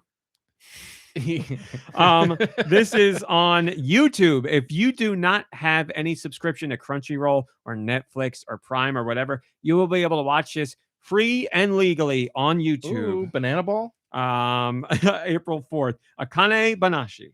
April 6th, one of the huge ones, Witch Hat Atelier, is coming out. That is one that many people have wanted to see adapted into an anime, and it is finally happening. Do your thoughts on the name? What is Atelier? Is that a name as well, or I don't know what it is, but it's in all those, like there's Atelier Ryza and Atelier. I don't know Is it what something it about This- thighs. and that is the franchise. You're correct. That is not related to this manga. but- Atelier doesn't mean thighs in a different language. No, but that is great that you make that connection. That's perfect. What does, as I used to say, what does atelier mean? Atelier is French that refers to a workshop or studio where artists, designers, or craftsmen create their work. There you go. That doesn't make any sense. So- for Witch some of Hat these Workshop. games. Let's so? say. Witch Hat Workshop. You know, I was gonna say I don't like the name, but I do love rat hats, and if there was a workshop for that, I could see the appeal. So yeah, so if people want to make witch hats in Okay. a workshop, okay, There you go. that's fine. That makes no sense then. That Atelier Rising or whatever Ryza is someone's name. workshop Ryza, but like it didn't. None of Well, that game. Ryza took It place- Workshop. involves, well, if you're going to say that's how we would actually say it, it'd be Ryza's workshop.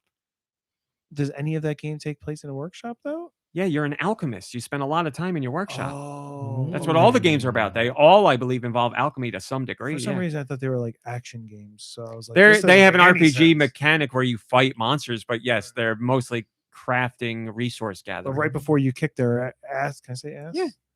You say, "Come into my workshop," and then you just kick their like everywhere's your It's workshop. time for a lesson. Yeah.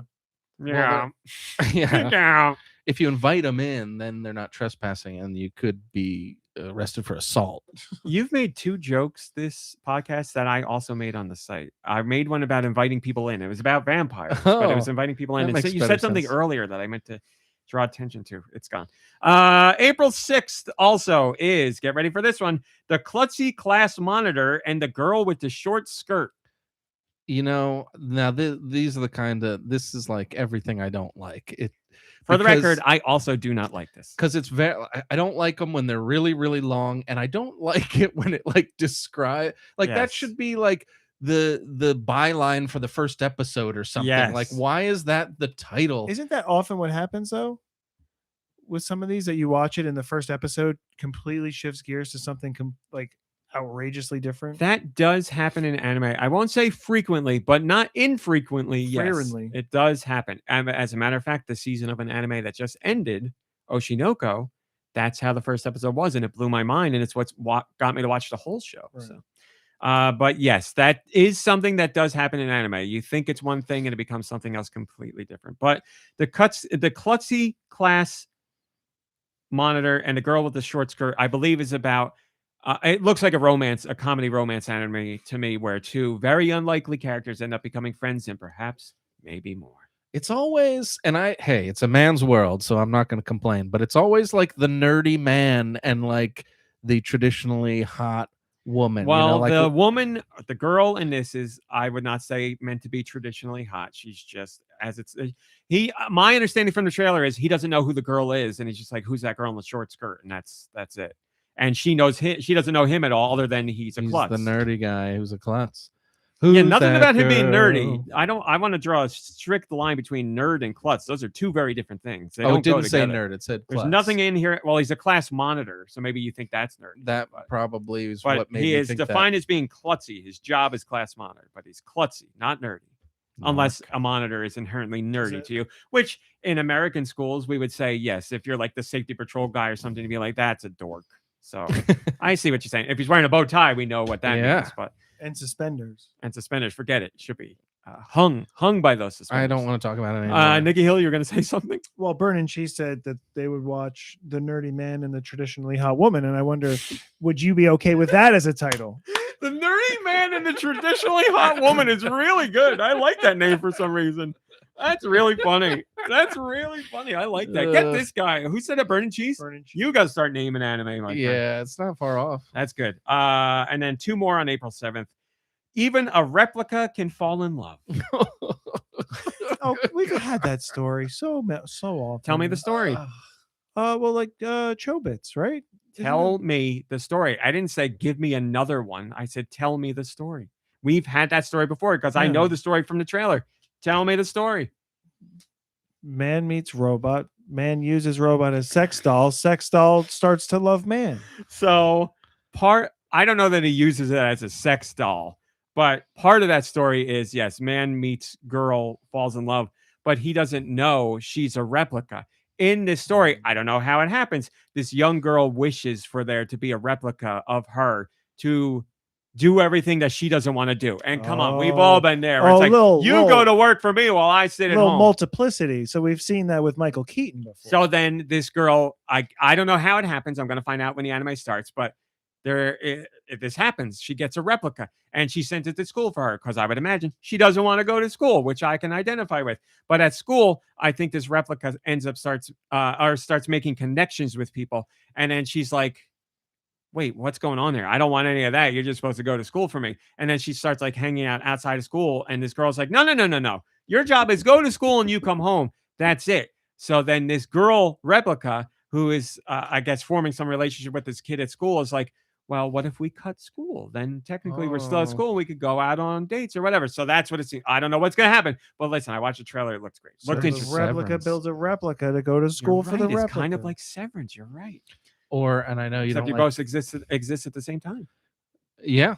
And I know you don't like Calvin and Hobbes, but there's a great run in Calvin and Hobbes where he invents a cloning machine and like he makes all these clones of himself. And just like you'd think, he's like, all right, you're going to do my homework and go to school for me. And they're like, what? Get out of here. And I think I've seen parts of that one online. I think I listen, my dislike of Calvin and Hobbes comes from a very early age where I read a good amount and didn't like it, but it's more than fair that I should revisit it as an adult and see if I appreciate it. I'm sure there's room for appreciation there. That's why I was always surprised that you didn't like it, because he's got a great imagination and he's kind of mischievous. And I thought those were things that you would agree with. Probably something I didn't like as a kid, where I saw his mischievousness as him being mean or rude. It was like Dennis the Menace, where I'm like, that Mr. Wilson's right. That Dennis the Menace is a real piece of work. Something like that. Some real dork shovel. But he has a hatred of school and authority, and I figured you'd be like in that. Clearly, camp. I need to revisit it. But it's not something that you can look at right off the bat and it makes sense. Like Garfield. Well, he loves lasagna, and that's it. And like, he can be biting, but he's never trying to be mean. He loves his family. Yes. And like Calvin loves his family too. I can see where he comes off as mean. I think you're mistaking him with the Calvin that's always peeing on Chevys or Fords, because that's not what he real. was known for. Yeah. That's actually not one of the not authorized things. And then the last anime name, April 7th. I made friends with the second prettiest girl in my class. Oh. Do thoughts on that name? Too long. Yeah, it's kind. Again, I don't. Should have been doing this the whole way. And I don't care how you feel about names at all. I enjoy having this discussion, but I made friends with the second prettiest girl in my class. Can you take that name and give me a deified version where you'd be okay with it? Give me everything that's in there, but make it better. God, I fell in love with the second prettiest girl in my class? No, I made friends with the second prettiest girl in my class. Oh, he's not even in love with her. Oh, my God. Might not even be a he. I mean, what do you say? Okay. Might be right. Second prettiest girl. That's right. The I, we don't know. Vice President Beauty is what I would call that show. Yeah. Thank you. That's way amazing. better. Vice President Beauty. I mean, you'd have to see the trailer to know that it's not an actual vice president. Is this a dig at the vice president and eyeliner? I'm looking at it like the second most. That's what it is. Yeah. But if you just read the name Vice President Beauty, you would probably think of the vice president first rather than second place beauty. Or like vice president, class president, class vice president. Because I'm thinking it just sounds like it's a teenage. How about runner-up romance? But it's not romance. That's actually there's going to be romance, I'm sure, but that's also good. That's really very good. That's arguably better. Mine's maybe funnier, but that one's better. If there's a way to combine both of them somehow, because both of you are hitting on a lot of the right. Yeah, there's a little bit of confusion with yours, and there's a little bit of speculation in yours, but they're both excellent titles. runner-up beauty. You know, I know Runner-up beauty. Yeah. I know the romance part, like the R, like the double R is what's like working, but This is such a good idea. From now on, I'm going to take this to you guys. And you have another example. Hey, Matty Biscuit, good to see you in the Discord. And Matty Biscuit is so funny that you brought this up because I have a story about this one. So Mom Brain was talking to me and I said, Mom Brain, don't talk to me right now. I'm putting together my spring anime list. So I'm going through the list and I said, Mom Brain, great news. The 3rd season of Reborn as a Vending Machine, I Now Wander the Dungeon is coming out, which is the name of a real anime. that's just one show. Yes, Reborn as a Vending Machine, I Now Wander the Dungeon. It's the name of it's in its 3rd season, at least 3rd. It might be 4th, but I saw that was coming out, and I said it to Mom Brain because it's a very funny name. But you brought it up, Matty Biss. So there you go, gentlemen. There's your true test. Give that a different name. But I'm sorry, but that's like a ripoff of the Love-Matic Grandpa, isn't it? Really? The ripoff of an idea that was never explored. Sure. Passed away. Yeah. While floating up to shopping. heaven, So Love-Matic he Grandpa. got lost along the way. It's sure you could call it a ripoff if that's what happens in the show. I don't believe there was a dungeon in the Simpsons one. So. It's a vending machine. Reborn as a vending machine, I Now Wander the Dungeon. Dungeon snacks. Well, we don't know what kind of vending machine could be So, like. but that's fine. But there's nothing about the vending machine being sentient in there, or it being a dungeon. This is a very difficult one. You guys can think on it. I'm not going to make you sit here and do it in real time, but I imagine between the two of you, Nicky Hill is deep in thought right now, trying to find a way. I'm lost. I'm totally lost. I mean, who would ever even put those words into a concept and make a show out of it? That's outrageous. I love this game, says 10 Division. Every anime season, we should play the Do Renames You Show game. It's. I mean, it's I kind great. of feel like this Reborn as a vending. It's like part of it's almost perfect as it is. It's not. It's yeah. When you hear the name, it is very intriguing. But all right, here you go. I'm going to click the links afterwards to. No, I'm going to do it right now because I hate this Google. What is the vending machine? Here's what the show is about: an unnamed Japanese otaku who is interested in vending machines is crushed to death by a falling vending machine. He then finds himself reincarnated in a fantasy world dungeon as a sentient vending machine. There you go. So there was a show that I worked on that the working title was Rage Against the Vending Machine. Okay. I almost feel like that could get worked in here somehow. Well, I'm sure he does have rage against the vending machine that crushed him. Yeah. And apparently the idea resonates with enough people and has done so well that it can get a 3rd season. So there's something to this idea. But there you go. You guys ponder what you could rename that. But that is your Patreon recap, anime recap. Vending Man Dungeon Warrior is pretty good. Says that was Mike Crodix. That's pretty good. Hello, Mike Crodix. Good to see you. I also like that as well. Well, what we Vending Man, I think I like because it does a lot of the heavy lifting because it's like you get the fact that it's like a human that is now a vending machine kind of. Yes. So we're just missing the dungeon part. Vending Man is great though. I do like Vending Man. And then I will say one more thing before we get into regular news. You guys know Nintenho. She used to be a part of this show. She's doing some of her own things on the side now, and she has a Substack going. If you are heavy into politics, obviously left-leaning politics, and support for LGBTQIA plus and all that good stuff, maybe you'd want to check out her Substack. You can subscribe for free. She did not ask me to do this. She does not know I'm doing this, but whispernetwork.substack.com. Go sign up there if you're interested in that kind of stuff. She's a very, very, very talented writer. And if you're interested in that side of politics or that side of supporting people, then go check it out. There you go. All right. Let's do news. And it's a simple. What if we just called it like Venda Boys? Okay. Yeah. It's time for Venda Boys. Here is the Venda Boys. We got some news this week. This week sucked. It wasn't a direct, but the news wouldn't stop. And I hated every second of it, but it was my honor and privilege to bring the news to you. It all the hotness started off with a stupid ass story, but here we are to cover it. This will be somewhat biased coverage, somewhat factual coverage because of, you'll hear. Bloomberg put out a report at like 3 a.m. on whatever day this was, March 24th. And and Bloomberg said their sources told them that Nintendo was cutting Switch 2 production by 30% in this quarter after slower than expected holiday season sales. That would be sales in the United States specifically.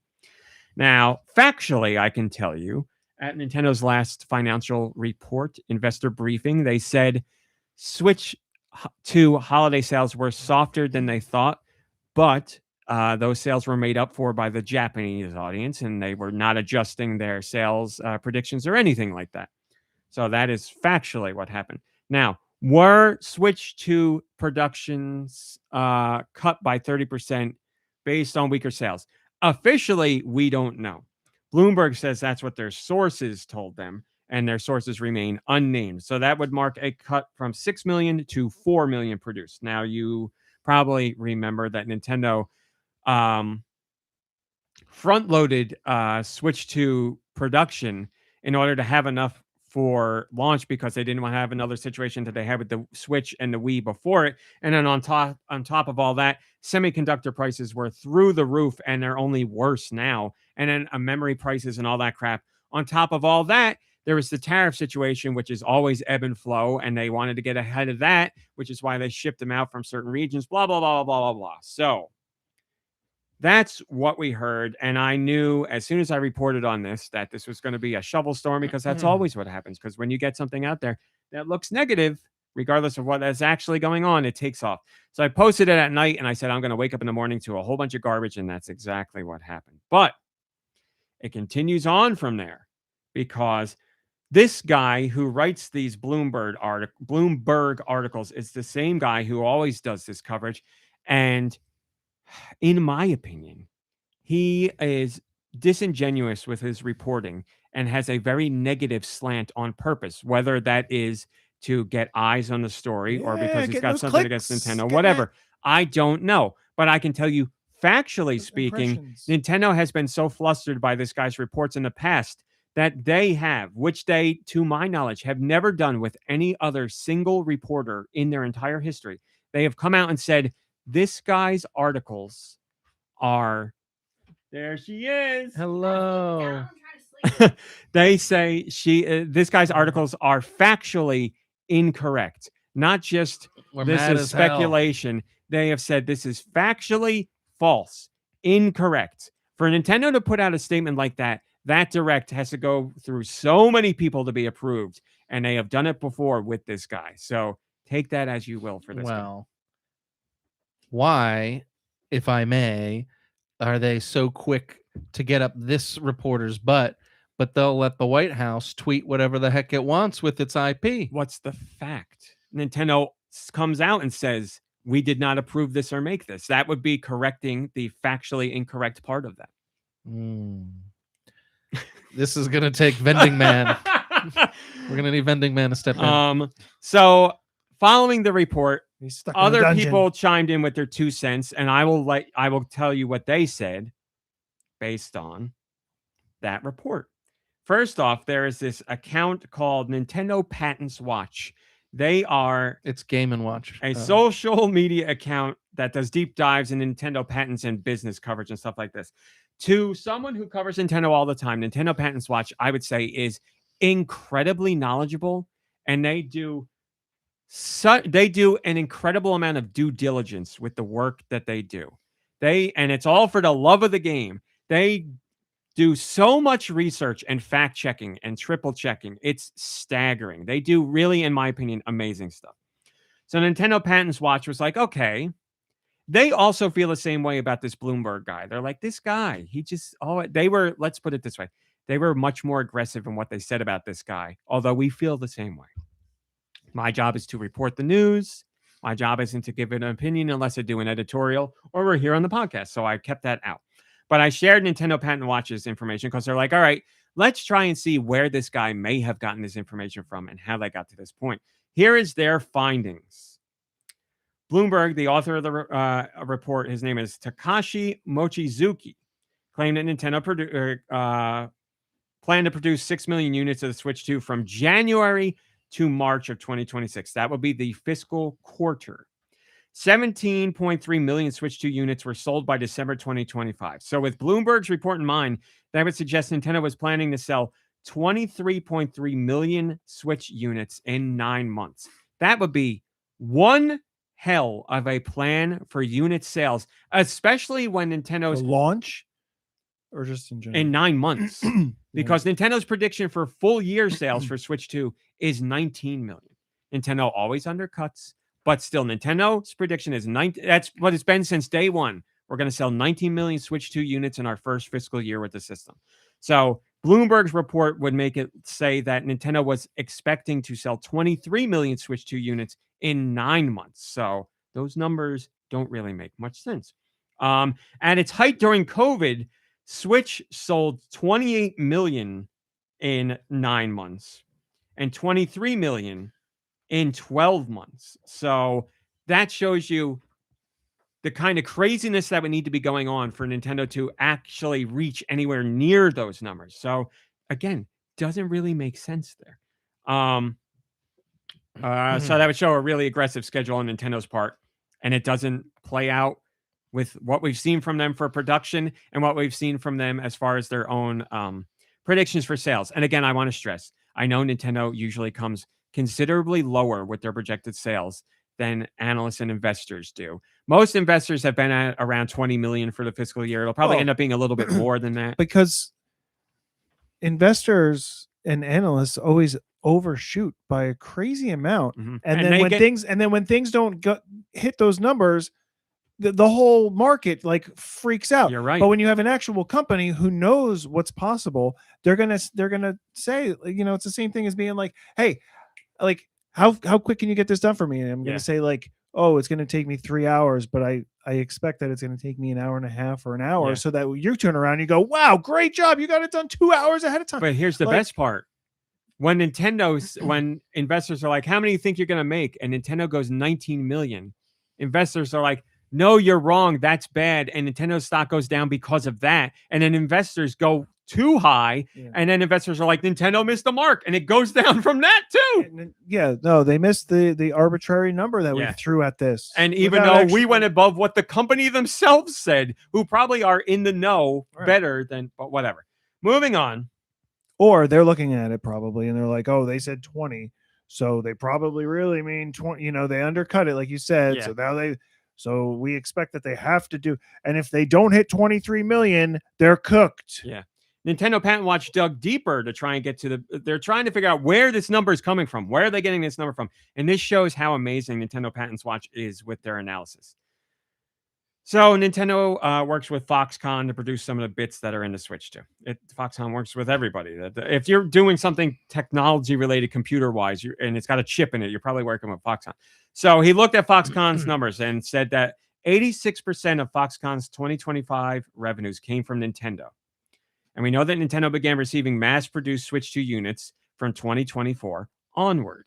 In October to December, Foxconn made $42.5 billion, and that number may correlate to the 7 million Switch 2 units that were sold in quarter 3. In January, Foxconn made $13.4 billion. And if that holds for February to March, that would be $40 billion for quarter 4, correlating to 6.5 million units. February revenue dropped to 7.2 billion. And if that holds for March, that would be 28 billion for quarter 4, correlating to 4.5 million numbers, a 31% reduction. Those numbers seem really familiar. 6 million to 4 million, 31% reduction versus the 30% reduction that Bloomberg said. It's almost like they were looking at these Foxconn numbers and speculating that's what caused the drop for Foxconn, which, if that is true, we don't know, would be a really shady way to write an article. But for the numbers to be so close and the data to be so close that you get a 30% versus 31%, what number looks better in the title? A round number. this all checks out to me. This looks like it makes a buttload of sense to me. And again, Bloomberg didn't say where their numbers are coming from, but they're getting them from somewhere, and that could be where it's coming from. And for that to be not where it's coming from, yet the numbers to line up so closely like that, boy, that'd be a hell of a coincidence. But again, I don't know where Bloomberg got its numbers from because their author didn't say. So you look at those Foxconn numbers, sales, predictions, and outcomes and see if you think they line up suspiciously close to what this Bloomberg article said. Nintendo Patent Watch went on to say that it's, quote, dubious to interpret that as an indicator of production cuts, So end they're quote, talking- if that is what they did. So I'm sorry. I kind of got lost because there was a lot of numbers and things. Plus, I was also distracted. Foxconn posted a report, and they're just attributing all of Foxconn's like report to Nintendo, despite the fact that Foxconn deals with like car manufacturers and again, Apple yes, you are and all correct, these other yes. companies. Because they're saying 86% of Foxconn's revenue in 2025 came from Nintendo alone. So if this is what Bloomberg did, 86%. Yeah, because Nintendo launched a new product then, and Foxconn is making the chips in it. Yeah, but they also make they do like Apple and all that others, right? Oh yes, they do. But Apple's not doing another, let's say 25 million unit. Apple's not ordering 25 million iPhone units in that fiscal year, unless it's the launch of like their new product, and then it depends on what quarter is coming out. It's not the same amount of numbers. Plus, what goes into those systems or those products is different and costs more or less. But yes, 86% of their revenue in 2025 came from Nintendo because Nintendo is mass producing the Switch 2 ahead of its launch. So if this is what Bloomberg did and looked at the shift in Foxconn numbers, that would be very disingenuous to do that. But the numbers line up almost exactly with what Bloomberg said. So there you go. But again, we don't know that's what Bloomberg did. They didn't say their sources. And that's what Nintendo Patent Watch has dug up and surmised on their own. And they could be wrong. Chiming in after that, if you don't like Nintendo Patent Watch, we have everybody's favorite. Deux Views. No, you were going to say it. Matty Piss. Matty Piss, Circana's Matty Piss, who has actual They're data. not getting their news from the rumor section of the podcast? Actual data about sales numbers for the Switch when it pertains to the United States. And he woke up and he was like... he said something along the lines of like, I woke up today and I've already had to make 2 LinkedIn posts where he's talking about like, here we go. I woke up this morning and I'm so Matty pissed. So yeah, he was not enjoying the shovel storm, whatever that popped up, whatever. So then he went on his Blue Sky account and he said, Nintendo didn't have a quote bad holiday, end quote. He went on to say the Switch 2 US sales during the holiday, quote, didn't blow the roof off, but it was fine, exclamation point. His exclamation point, end quotes. And he also, to try and tamper what was happening, because he doesn't want to come out and be like, don't listen to this guy, because obviously Matty Piss works for Circana and he's using Circana numbers. So he doesn't want to speak as Circana's mouthpiece like that because it could get him in trouble. But following all this, he made a point to share that where the Switch 2 is at compared to other systems at the same point in its lifespan. And it's ahead of everything. Which he literally just posted this less than a month ago. He did. It's 45% ahead of where the Switch was. 45 hentai. 45 hentai percent. The Switch 2 is 45% ahead of where the Switch was launch aligned at the same time. Dude. So 9 months in. And again, it's above everything. PS4, PS5, Wii, PS2, Xbox Series, 3DS, 360, GameCube, and Wii U. It's ahead of all those. It's ahead of Wii U by 302% if you wanted to know. It would be more than Wii U. I don't even need to look up the number, but it would be a percent much higher than the Wii U without a doubt. Steam Deck is, everybody online is just go to Steam Deck. Steam Deck has sold under 10 million easy. It's probably at 7 million, 8 million, something like that. And that's lifetime sales. And I'm not knocking the Steam Deck, but it is a niche product for a niche audience. Like the PC player that isn't already like, PC ops or PC what's the word I'm looking for? Absolutist, where it's like everybody play on PC and everything else is garbage. This is the PC player who wants to play docked on their TV as well in another room or take their PC games with them. Like that's a subset of a subset. PC audience that plays game is huge. PC audience that owns Steam Deck is not anywhere near as big as that. Oh, that's interesting. PC audience is ginormous. Very, very, very, very big.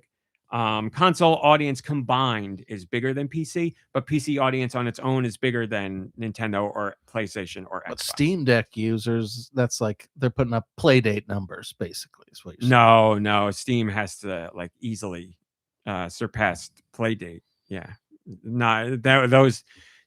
Let's put it this way: they didn't manufacture enough Playdates. Steam or Switch 2 easily trumps Steam Deck. Steam Deck easily trumps Playdate. Okay. Probably about the same distance between those two. You heard it here, folks. Yeah. RMC hates the Playdate. Mm-hmm. Just talked about it last week. I hate it so much.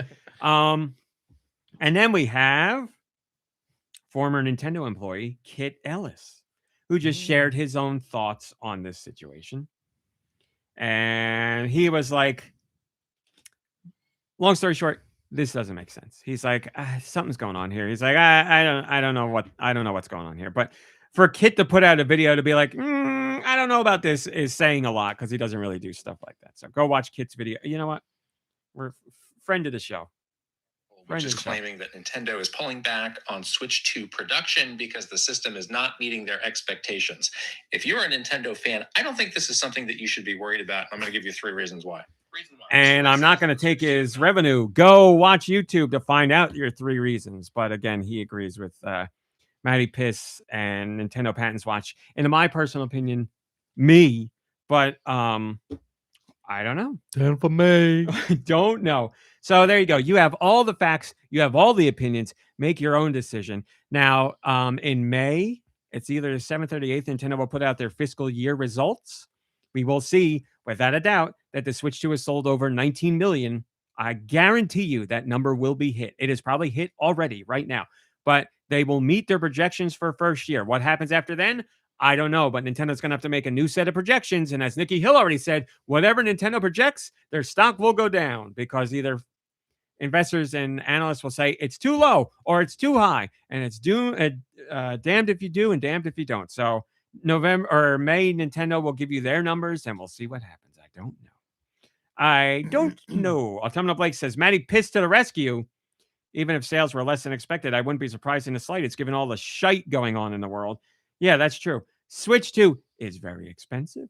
Switch 2, game sales and the game industry in general is going through a really, really, really tough time right now. We just saw this week Epic let go of 1,000 people, and Fortnite, I believe, is shutting down. That's what my reports have told me. Fortnite is shutting down. So I don't think I realized this. I saw Fortnite's not shutting down. A headline that the I saw a headline that said that's a Fortnite emo. Is it the CEO of Epic?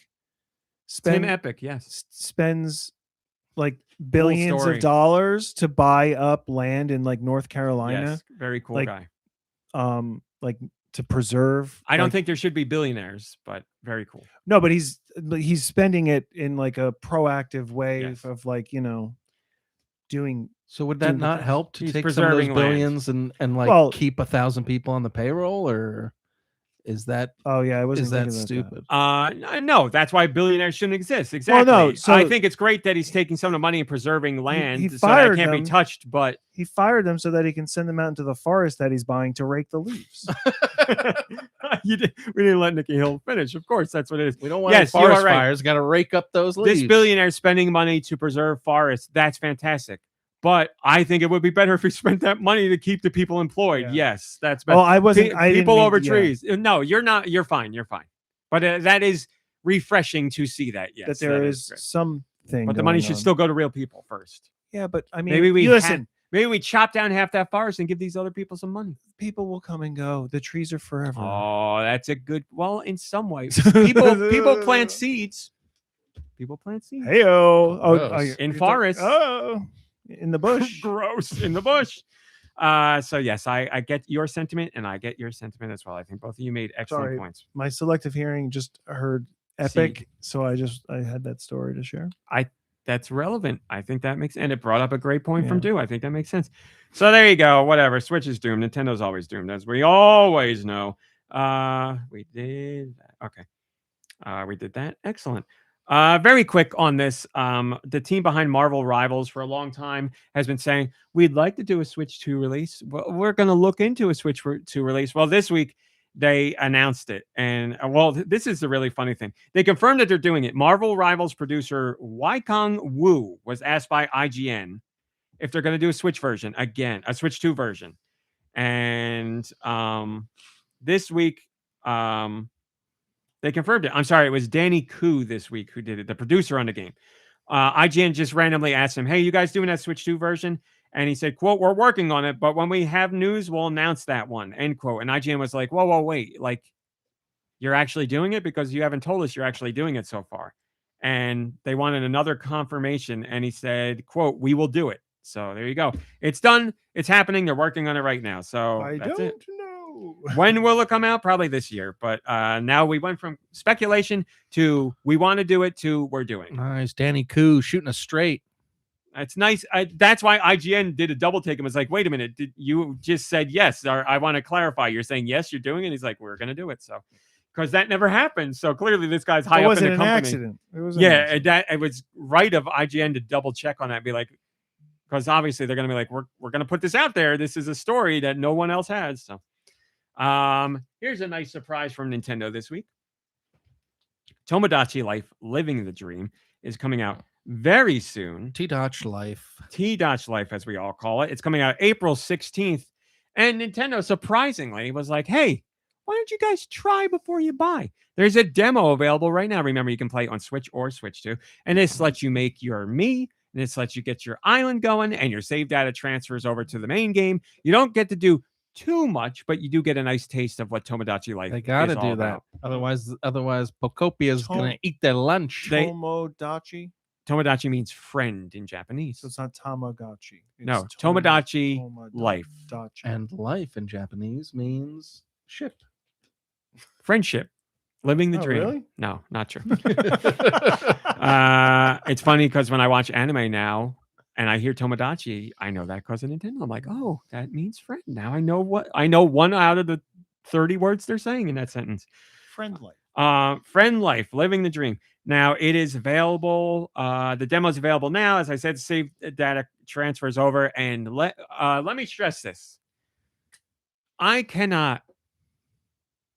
wanted to say another word, but I cannot stress enough how rabid the fan base for Tomodachi Life is. These are die-hard players. Tomodachi Life is a surprise hit for Nintendo because they released it in Japan and it did very well. It took them a long time to bring it stateside or worldwide, and then it took off everywhere and did much bigger numbers than Nintendo expected. So they're like, oh, we got something in this. It's kind of like what happened with Animal Crossing years and years ago, except it took much longer.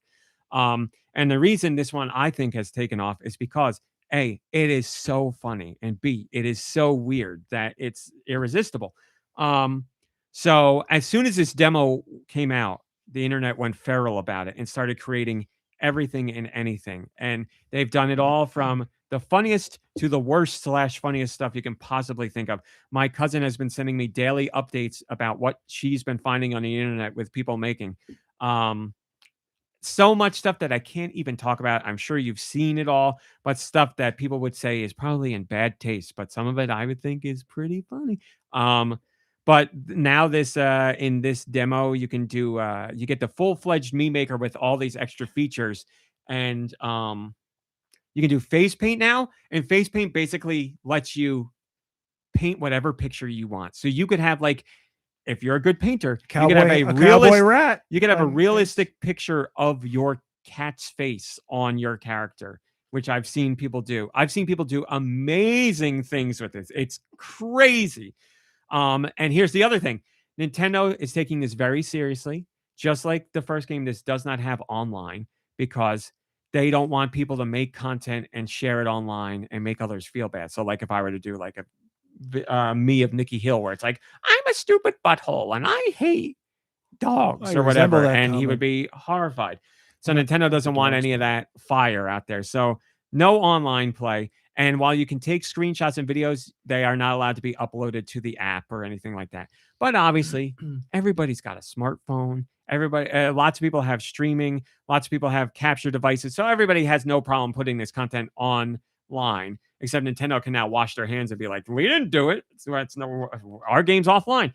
So all that stuff is online easily. And it's been amazing. I've seen conversations between me's where they talk about how much they love gooning and they become friends over gooning. I've seen them talk about, I've seen people name their island Epstein Island. And it's all kinds of terrible, all kinds of funny, but now this is it sounds like a pretty unique experience as far as these cozy games go. So you don't think the sales will be affected by Pokopia? No, because Pokopia is much more. Yeah, like Tomodachi Life is very much the social game, and that's it. Whereas Pokopia is like adventure and exploration and building and all that stuff. Yeah. Yeah, like even Tomodachi Life to Animal Crossing, they're pardon the pun, they're two very different animals here. Like Tomodachi Life is for the experience between the characters, but it's fueled by you and what you make them say and how they say it, and the me's that we all remember how much fun me's are. So it's just great. I played the demo. I'll talk more about it later, but obviously another huge part of it is the voice that you can have. And you can have so much control over what your character says. I made my me for the game, and this is me saying hello to everybody. My name is Kevin. It's nice to meet you.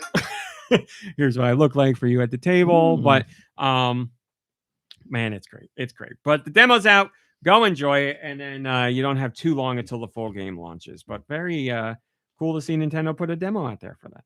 Joe Shabadoo says, I feel like we're being spoiled by an abundance of incredible games so far this year. If there was ever a Nintendo game that needs a demo, it's Tomodachi Life. It will be immediately clear how different it is from the other cozy life sim games and how wonderfully weird it can be. Said perfectly, my friend. I could not agree more. Tomodachi Life, there's really nothing else like it. So try that demo if you've never played it before, and I would be surprised if you weren't instantly wooed by it.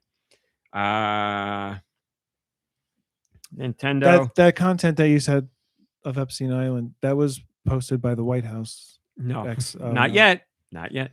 And all the characters have just like redacted faces, just like bars on the faces. How far you want to go down this joke? You could though make a redacted face Tomodachi person. Tomodachi. Because of or what as you we said, call right? them, me's. Yeah, you could do one with this a censored bar. You could do one with the big black square. You could do whatever you want. Yeah, a no symbol. You can make a them all. censored bar. Yeah. Then you could be you can make your guy like a character from Dispatch. I didn't say that. There's no censorship in this game, and I mean none. Your me's can say whatever you want them to say. And well, because you're entering the content. Yes, but normally, in plenty of Nintendo games, they block F word and S word and all that stuff. There may be some censor in there for words that I haven't heard about yet, as far as being censored, haven't heard about yet. But all I've seen is that nothing is censored. So, all right, there you go. Nintendo this week also announced that Switch 2 first-party digital games will now, going forward in the United States, be cheaper than their physical editions. $10 cheaper, or roughly $10. Amazing. So for example, Yoshi and a Mysterious Book will be $70 physical, which we knew already, but it will be $60 digital. So first party games will be cheaper digital versus physical. There you go. So of course, because the internet exists, other outlets did articles where they're like, physical games to be more expensive on Switch 2. Of course they did. Hold on. I think good. it was. That's well, really I mean, like good. last week you said something about like people who want physical versions are like being punished. Yeah, but I don't know what the hell I'm talking about. I didn't say that. Why are they being punished? I said that because we were talking about the game key cards and game sharing. This was sent by Nintendo staffer. They said, man, I love gaming journalism, LOL. They sent me an article from The Verge that says Nintendo is going to charge less for digital Switch 2 games. And they sent me the same article on IGN that says Nintendo Switch 2 physical games will now be more expensive than digital. Man, that's so funny. There you go. It's almost like one of them's lying. So it got so bad that Nintendo had to put out a statement. And Nintendo said, quote, the cost of physical games is not going up. This means that when Nintendo sells digital versions of Nintendo published games exclusive to Switch 2 consumers in the US, those prices will have an MSRP that is lower than their physical counterparts. Retail partners set their own prices for physical games and digital games, and pricing for each title may vary. They're saying that because retail's going to be upset about this, and there will be some retailers who match the digital price. So that will happen. But Nintendo is making it clear we are lowering the digital price of games, but we do not control pricing at retailers. A retailer can match the price of the digital for the physical copy? They sure can. And you know what article will come out then? No, please tell me. I don't know. Bad for Nintendo, because they'll be like, look, this is what this is the point all along. Nintendo said they were going to drop the price of digital games, and I could buy this game at Walmart for the same price. Strange to me, because I would feel like Nintendo would put the price, or whoever is distributing sets the price for physical. MSRP is set by the retailer always with anything. That is not just a video game thing. So what manufacturer suggested retail price, but the retailer sets the price. Okay. That's how it works. That's what MSRP means. That's interesting. So Nintendo's like, we think $70. Retailer could do $80. Retailer could do $20. Whatever. If they do 20, they're not going to make as much money. Now, retailers are going to be upset because a lot of customers will be like, well, I'll go digital. It's $10 cheaper. Retail sales might not be as big. And then the retailer's like, oh, well, then we'll drop the price. And then people will be like, see, Nintendo did this all. Which, by the way, just to throw this out there, because I thought about it while listening to last week's podcast. Throw it out, baby. Today, currently, right now, as we're recording this, is March 27th. There are only a couple days left for people who want to buy the Capcom, the Resident Evil Generations pack at the $89.99 price. Capcom also put out a reminder too, and I saw that some stores got restocks today. So try. So if you want the physical, keep looking, keep trying. But even if you're buying it digital, that $89.99 price goes away at March 31st. This is correct. This is excellent advice from Nicky Hill. I hope you don't. Fantastic deal, whether you go digital or physical. I hope you don't wait to listen to the podcast until Wednesday. Well, I have posted about it on GoNintendo proper multiple times. You know what? I'll even send out another tweet this weekend. Joe Shabadoo says, wow. For all the crap that this company gets related to cost and pricing, this is a first major step from one of the industry's giants to start jeopardizing their relationships with the retail partners, brick and mortar. Yes, people aren't drawing attention to that. I cannot stress enough how much retail partners will hate this and be angry at Nintendo for this. They did away with gold coins and vouchers, unfortunately, and those still don't have replacements, but I'm glad that digital is getting more incentive. It's quietly kind of brilliant that this gen brought a $70 standard, and then this move can make the change back to $60 to feel generous, quotes, to a certain extent. Yes, that's Nintendo's mind game that they're playing here too, because it could be like $70 price point introduced here, but buy digital for $60, just like games used to be, remember? That's what I'm going to do. We are just back to where we were a year ago. Cool move, though. Bravo. Yes. So it's mind games on Nintendo's part, but it's still $10 cheaper. And then, Mario 3D comes out and that'll be $80, but digital will be $70. Let's see game key cards be, $5 cheaper. No, because they're still physical manufactured. It doesn't matter. They're manufactured, but they're not like a full memory card. That is correct. Which is more expensive. But costs are based on production, and Nintendo doesn't have a production line that just makes game key cards. It's the same people making all the other game cards. But the it ain't happening, Nicky Hill. Material it ain't happening.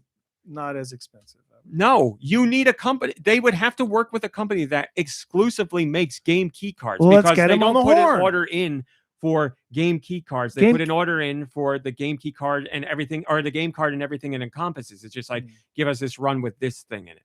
Let's start a company called Why Don't You Get a Game Key Card Then, and we'll make them. Okay. It's a long name for a company, but you could come up with Why Don't You Get a Game Key Card Then.com is available. Moving on. The Crimson Desert team. The game is one of the hot games right now. It's sold over 5 million so far. Crimson Desert team has officially announced that they are investigating bringing the game to Switch 2. They have shared interest in doing that before, but they've gone from interest to we're actually looking into it. This is the CEO of Crimson Desert developer Pearl Abyss. They say this, quote, There are Oh still my parts we need to goodness. compromise on because the Switch's specifications are lower compared to other consoles. But internally, we've started to get interested and have begun research and development. So they said, guys, we're looking into it. We've gone from we want to do it to we're actually doing research and development right now. So there you go. That's a big game. That's notable. But boy, oh boy, I don't know what happened these last couple days, but a whole bunch of Switch 2 games got leaked by ESRB ratings or boards similar to the ESRB. It's the last 2 days, literally. The Hellraiser game that's coming out is coming to Switch 2. That game looks all kinds of insane. Like Pinhead? Yeah. It's Clive Barker's yeah. Hellraiser. It's like reimagined or something. I don't remember what it's called, but it's like everything you expect from Hellraiser. So lots of nudity, lots of blood, lots of Pinhead, lots of crazy stuff going on. If you look at like the uncensored Red Band trailer, it's going to be a Red Band trailer for a video game. It's going to be a very uncomfortable game to play, I would imagine. Hell is Us is coming to Switch 2, which is a game that got really well reviewed, but it came out at a time when a whole bunch of other stuff was coming out. And I was so bummed because A, I didn't get to play it and I always wanted to, and it's in my backlog. But B, everything I read about the game, I was like, this game sounds amazing. It just came out at a bad time. Well, apparently it's coming. Well, not apparently. It's definitely coming to Switch 2 because it was rated by the ESRB. We just don't know when. It hasn't been officially announced yet, but it is coming. So that game looked awesome. Whole bunch of other games. That's just off the top of my head. But ratings boards, I guess, are just like, yeah, let's roll with it. So expect announcements soon. Big rumors today from, I would say, in my personal opinion, the number one trustworthy rumor source in the world of Nintendo, Nate the Hate. Nate the Hate, I do not know him personally. We've exchanged a few words in social media over the years. I really, more than anybody else, trust his rumors. He has been proven to be spot on time and time and time again. Well, he dropped his new round of rumors. Here they are. Have you heard these rumors? I heard the one. And you're upset about it. All right, well, let's get right into it. Rumor 1, 40th anniversary of Legend of Zelda will be celebrated by a remake of Ocarina of Time. Deux is upset. Keep in mind, I'm not upset. Oh, Deux is disappointed. I just don't want to. I don't want this to be our lives anymore. You know, like it's remakes? Like that's all it is. And I'm the jerk that complains about it, and I buy and I play 85% of them. So I'm part of the problem. But I'm just so like I don't want any more remakes. But I'm gonna, if they make one, I'm gonna get it. But it's just like it just kind of annoys me that like. Really? Well, you were complaining that they weren't doing anything for the 40th anniversary. Now it sounds like they're doing a big something. Well, that's cool. I mean, I'm glad they're doing If this is happening, that would be huge, but do you think a remake of one of the most that? noteworthy Zelda? Yeah, they would. Yeah. For a 40, why not? Well, are you they aren't going to have a no, I don't care about it. I don't want remakes. The only remakes why are you questioning me like I'm like my views are crazy? It sounds like we're aligning a little bit. No, I'm only questioning you because you for weeks have talked about how upset you were they weren't doing. Literally, one of the podcast pictures is about how you were upset about how they weren't doing a 40th anniversary celebration. Now you're going to get a remake of arguably one of the, if not the most popular Legend of Zelda game ever, and you're still upset about it. Well, what did they do? But this is a different page of you don't want remakes. It's less about the anniversary. I mean, I think it's cool they're doing something for the anniversary. What's the this is an all-encompassing remakes thing. Was the Mario anniversary this year or last year? We're living it, baby. So it's this year. And we're in the movie. Yeah. The game though was the game. There was a re-release. Bell Park. Yeah, Super Mario Brothers Wonder with the Bell Park stuff, which just came out yesterday. But Galaxy 2 released. That was part of it. They said it was like a big all-encompassing. Was a Switch 2 Plus or something? No, it's on Switch and Switch 2. Okay. Galaxy 2 was included. That didn't come around the first time. Yeah, I mean, we're getting the movie. You're getting the movie. You got Bell Park. I mean, that's DLC. I mean, it's not. Well, yes. No, it's not. You can't get that for Switch.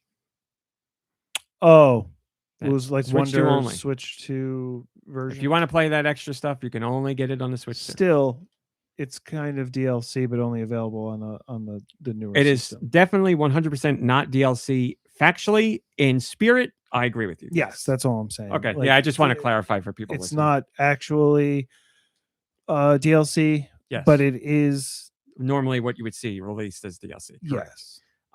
Which I really wanted to play last night and didn't get a chance to because I want to do those challenge levels. I like that's one thing I actually care about, so I'm excited to do that. Everything else I don't care about in there. But anyway, yes. That's no, I'm just trying to like look at it. Like you're a huge celebration like that, which it's 40. That's Mario. 50. 50 is I don't know. It's like, Mario. It's like the de facto mascot of Nintendo. Well, so like the 25th anniversary was like, is it 25th? I don't know what you're talking about. Mario, which I don't remember. Which is the like the Lost Worlds, like the Mario set that for the Wii, right? And it had a whole bunch of old games. Yeah, they did the same thing. Yeah, again. with a soundtrack, but it was like a nicely. Oh, you got a special package. Yeah. Packaged set, and there was a Mario coin in there and stuff. Yes. Again, they were re-releasing the oldest of games. Yeah. Not remastering them. Oh, what if we get a remastered Super Mario 1? Is Mario mentioned in this story? I'm just looking at anniversaries in general because they're both celebrating him thing. Oh, okay. We have yes, Mario is mentioned in the story. No, Nicky Hill, you accidentally are 100% correct. Well, I'm just going down a rabbit hole because the same thing with Zelda. Like, we're not getting like something new. It's just like, oh, this is a rumor anyway, but if they're just gonna remake an old version or an old game, it's like, I don't know. It doesn't like scream celebration to me, as much as it's like this is filler in between. I get in the same way. I get what you're saying, but also I also don't see that as filler because if you're gonna remake a game, like it's a crazy one to remake. Zelda game, everybody loves remakes. Most and you got the remake on 3DS, but people don't count that one because it was portable only and all that stuff. And what are they gonna do? Like, obviously we don't have the information, but like, what kind of remake of that would they make that could have you playing an Ocarina of Time content? New. What if they side story? What if they did like a D-make of it or something? I do love my D-makes. But I'm just trying to think how D-make are we going? I don't know. Probably we go Super Nintendo, I'm in. What if they make it look like what they did with Echoes of Wisdom and A Link to the that remake, the Dream remake with the egg, Link's Awakening? Yeah. If it looks like that, but so that style graphics, but it still is 3D like Ocarina of Time? Does it play like Link's Awakening or does it play like Ocarina of Time? I was thinking like Link's Awakening, but it might be cooler if it plays like Ocarina of Time. Because if it plays like Link's Awakening, I'm in. If it plays like Ocarina of Time, I don't give a crap. Oh, I see. Because it's the same thing. You're gonna play it. They're gonna be the same thing, except Link look cutesy. Like I don't care about that. If it plays like or if it plays like Link's Awakening, then gameplay has to be fundamentally changed. For that. A top-down 2D Zelda out of a 3D Zelda. Yeah, I want to try that without a doubt. But that's probably not the route they would take. No. You'd think they would just make it one that looks like Breath of the Wild, but it's Ocarina of Time. I don't know that they'd go Breath of the Wild. Just because I think like we're moving away from that now. Maybe a more like, realistic, if you want to call Breath of the Wild realistic. I don't know. We're going to get the Space World trailer finally. Yeah, which if you got that now, you'd be like, this looks like garbage. Toy Story looked better than this. But yes, I want new or D-make. If you fundamentally take a 3D game and make it 2D, that means it plays completely differently. And I want to play that. Yes. Yeah. I mean, me, I'm going to play it no matter what it is, but I'm getting burnt with these. And like now with all this Resident Evil stuff, I don't know if it's true, but I heard that like for next year and the year after, it's going to be a Code Veronica remake and then a Resident Evil 0 remake and then the new Resident Evil. And I'm just like, are they going to remake Requiem? Oh, I hope so. Yeah, and that's what all the definitive edition. Half the comments are jokes like, "Oh, when's the remake for Requiem coming out?" And then the other half is like, "What? They hate Resident Evil 5? Why don't they remake that? Oh, what? Why don't they remake 1?" And it's like they did. And there's remake all I hear is remake. Thank you, Tulsa. Well, I mean, until you Re-release. stop buying them, I don't know what to tell you. I'm the jerk You that gotta buys stop buying them. Yeah. But like, I loved the original. Listen, this is the battle inside your own brain to fight. And I don't think you're a bad person for buying remakes, but if you're upset that there's too many remakes, you have to start voting with your wallet. Ooh, my Necrotic says Ocarina of Time Virtual Boy Edition. I mean, now, if Nintendo was making games specifically for me, then that's what you would do. HD 3D. If Ocarina of Time was still in 3D, but they did it in Virtual Boy, like day one, I'd be smacking my wallet on the table. I couldn't spend my money fast enough on that. And just to remind just me, to go back to Mario. we have Hello, Mario. No, I wasn't talking about just Mario. I'm I was just trying to joking. draw I'm the just connection. joking. But with Virtual Boy, the new peripheral thing that we have, Yes. you can take out the red, and somebody can release a game that plays in 3D.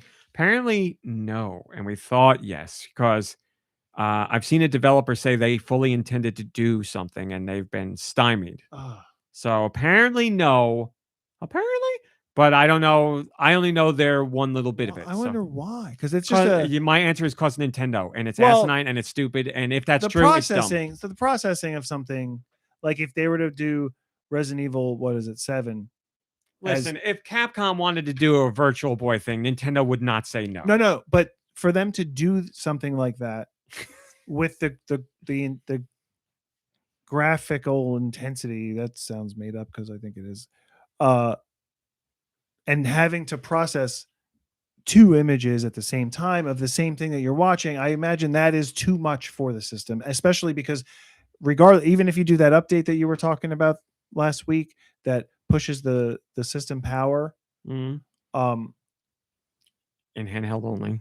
In handheld, well, you need the handheld to be in the Virtual Yes, but it's Boy. specifically for Switch 1 developed games. But like, yeah, that like right, that's like one of those things that like it's going to take a lot more. It is going to take more power to do that virtually. Any like, or developer that 3D. wants to do a actual virtual reality VR. game for Switch 2 or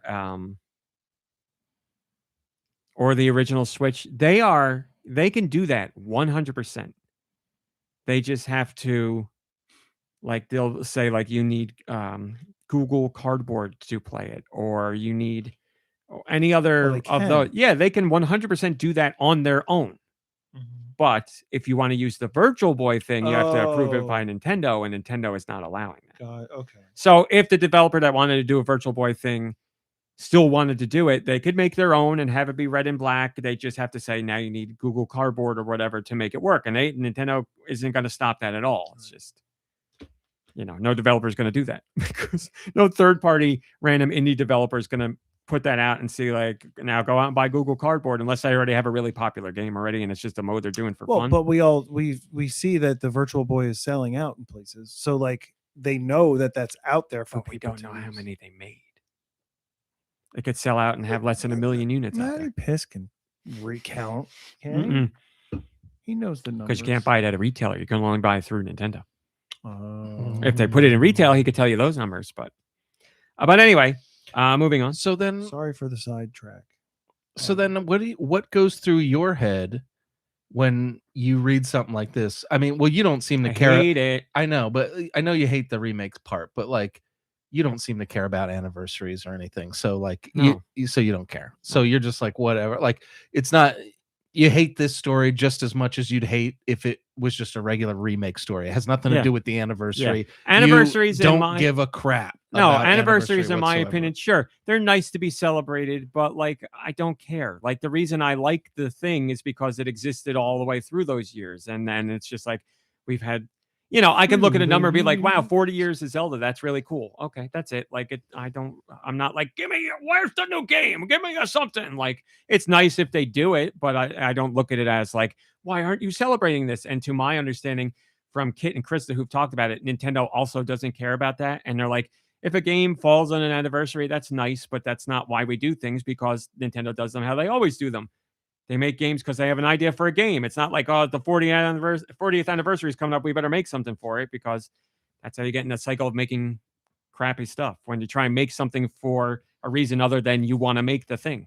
So But they know they're gonna be making something, so just push up the timeline. Yeah, and this is why Nintendo's been around so long, because they don't do that. But they're making a big deal about the anniversaries because they're talking about it. Who is? Nintendo. They mentioned the anniversaries of what? Super Mario. They sure did. And what did we get? The movie, this new game, this toy, Galaxy 1 and 2. Did they not mention Zelda yet? No. Oh.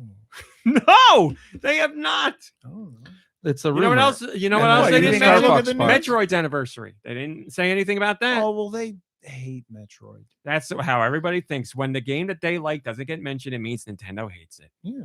So Now the new Star Fox rumor, when that game comes out, I know you'll be playing that if that's true. yes. It's true. Will you be just Jizzing? taking taking one route in it if there's multiple routes? Typical me, probably. Yes. So yes, the next part of the rumor is a brand new Star Fox game is in the works for Switch 2, and it is coming out this summer potentially. So here's the thing. Here's the thing. True. Nate the Hate put this rumor out there. I trust Nate the Hate more than anybody else. Star Fox just got announced for the Mario movie. Star Fox is Miyamoto's baby. He loves Star Fox more than anybody else at Nintendo. Puppy. And if he wants to do something Star Fox, it's going to happen. It has been since the Wii U days, since we had a new Star Fox, and I say that one doesn't count. I loved that game, but that one doesn't count because it never had a chance to reach an audience because it was on the Wii U, and it came out at the end of the Wii U's lifespan. It's the worst of the worst. And I was like, well, that's it. Nail in the coffin for Star Fox. They're not going to touch that again. But Star Fox in the Mario movie, yes. Like these conversations happened a long time ago, and I don't know what happened first, but probably Nintendo was like, we're working on a new Star Fox game, and the people at Universal and DreamWorks were like, oh, okay, maybe and they figured out a way to put Fox in the movie. So that's not by accident, without a doubt. No, you're gonna get Star Fox in Mario Kart World. I don't care where you get him. I'll take him. I'll take him. But Well, yes, you don't Roberto, want him in Mario Kart. I'm not going to play as him. No, it's like Link in Mario Kart. I'm like, that's great. I don't, whatever. That's cool to see. I'm not going to play as Mushroom it. Kingdom characters only. Yeah, when like again, What is now this? I can't really, Smash Brothers. I can't really complain because I would say Wart, but Well, Wart's getting his time in the spotlight again. But yeah, Donkey Kong's fine. Yeah, I still No, have a not problem yeah with with that. the. I'm still not thrilled with Mario it. only exists because of Donkey Kong, Yeah. and Donkey Kong only exists because of Mario. They are literally in their first game together. Yeah. It's not a Also, it's Donkey Kong was in the first movie, yes. but the Donkey Kong game didn't come out until what is it? It's 3 years later. Came out this year. I know. Well, last I don't know when the movie came out. I hope they have him wearing an A shirt in this new movie. Donkey Kong. A wife beater is what. If he's in the movie, we don't even know if he's in the movie. Because that wasn't he wearing an A shirt for the original Mario Kart? Yeah, it's something weird on. Yeah, I don't remember what it was. But yes, rumor of a brand new Star Fox coming to Switch 2. And apparently it will be a straightforward Star Fox, which, yes, that is what we want. A straightforward Star Fox, because I don't think we've explored that idea nearly enough. We had Star Fox and we had Star Fox 64, which were straightforward Star Fox games. And then after that, we had, here's this little twist, here's this little thing. And don't get me wrong, I like all those, but I don't think there's anything wrong with the traditional Star Fox thing. And I think there's so much more to explore in that idea. So if that part of the rumor is true, I think that's fantastic. But what did you talk about the dinosaur friend's name? Prince Tricky. Prince Tricky. Make him a pilot. I don't care. Make him like R2-D2 sticking out of the back of the. That's how he's gonna have to. Yeah, I don't know how else he would fly. Maybe the impetus for this new Star Fox is Prince Tricky has been murdered, and Oh. Fox has Oh to find my out. who Not it even is. kidnapped. Political He just went intrigue. This is right. great. So yeah, I'm all about this. I do not think it's a coincidence that Fox is in the Mario movie. All this makes perfect sense to me. And again, I'm not saying DreamWorks was like, we want to put Star Fox in the movie, and Nintendo's like, great, we'll make a Star Fox game, because that's not how it works. I Yeah, it guarantee wouldn't you, have worked that way. years ago, Nintendo was like, we're going to do a Star Fox game, or we're doing a Star Fox game. And Universal was like, okay, well, we'll put him in the movie. And of course, Universal wants to turn this into the Nintendo Cinematic Universe. So there's all that speculation too. But it's not like they're going to Money. put Star Fox in this movie and it's a one-off and he goes away and we never see him again. Obviously, they're doing something Not there. when they cast Handsome Joe. What's the dude's name? Glenn Powell. He goes by handsome Joe with his friends. But, it's gonna be like, oh, it's an open world Star Fox, and you have to fly across the stars to get to the next level. I'm telling you, the rumor is from the same source. It is a straightforward Star Fox game. I like it. Not would be open world. awesome, Now though. remember, Star Fox 64 has the open zone combat in it at the end for boss fights, so that might still be a part of it. That But was Sonic that came up with open zone. you're right. You're right. I don't know what it was called. A free range mode. That's what it's called. Free range mode. Because or is it all range mode? What does Slippy say? What does Peppy say? All range mode. Good luck. All range mode. That sounds right. Is that it? All range mode? It would be pretty cool as like an Easter egg, though. Illumination, whatever. Thank you, Rotzel. I'm so sorry. Brain if fart. you're flying in a game as Star Fox and like in like the background or in your periphery, Mario goes like flying by from like one planet to the next or something, like just In a game? yeah. Listen, I know. You know stuff? No. I'm just going to say it.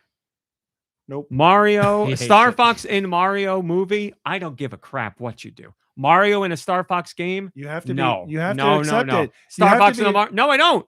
Yeah. Because they're different. Movies are different from games. No. Well, I don't care what Illumination does with the movies. Throw everything together. I don't give a crap. It doesn't matter at all. The game universes, no. but what if it's you? The way you describe it, Nicky Hill, makes me sound like you're saying as like an Easter egg. That's what I said. Like yeah. you're just I actually flying said around those words. and like you just see them. Like Full that's mode, Easter egg. I don't give a shovel. Keep it out. I don't want any So- of it. All right. Well, is this a spoiler? Never mind. I was gonna talk about Resident Evil Requiem. There's a thing in it with a character that's an Easter egg. I that, like- personally don't care about Resident Evil spoilers. So as far as Easter eggs go, so if you want to say that, you go right ahead. okay, yeah, Spoiler for everybody listening. yeah. So there's a part where you're in like the you're Leon in the police station again, and it's like years later, so it's all dilapidated, and you hear something. And if you're quick enough, you look through like a broken wall outside and you see Tofu. I already Out had there. it spoiled for me. So yes, And he's walking around. Yeah, and he squeaks. You can shoot him real quick and he squeaks like he I did. like that because that's Resident Evil referencing Resident Evil. Okay, That's that makes fine. Yeah. sense. Plus, Makes it's sense. Tofu. Come on, with the beret and everything. How could you not like Tofu? Well, what if you open up a locker and there's the Sega Saturn in there? What if there was like a poster of Mario as like we love Pin up. What are you talking about? No, I don't want one Okay. franchise in another franchise. Okay, that's fine. Resident Evil and Resident Evil is fine. Mario is fine. Zelda and Zelda is fine. Star Fox and Star Fox is fine. I don't Hold want on. Mario and Wait, Star so- Fox. But so you'll be fine if and when Link and Zelda show up in the next Mario movie? I can't stress this enough. You don't I care do about them. not care about Okay. the movies and what they do. They're their own thing. Here's the last one. Yes. Assassin's Creed Brotherhood. You have an uncle.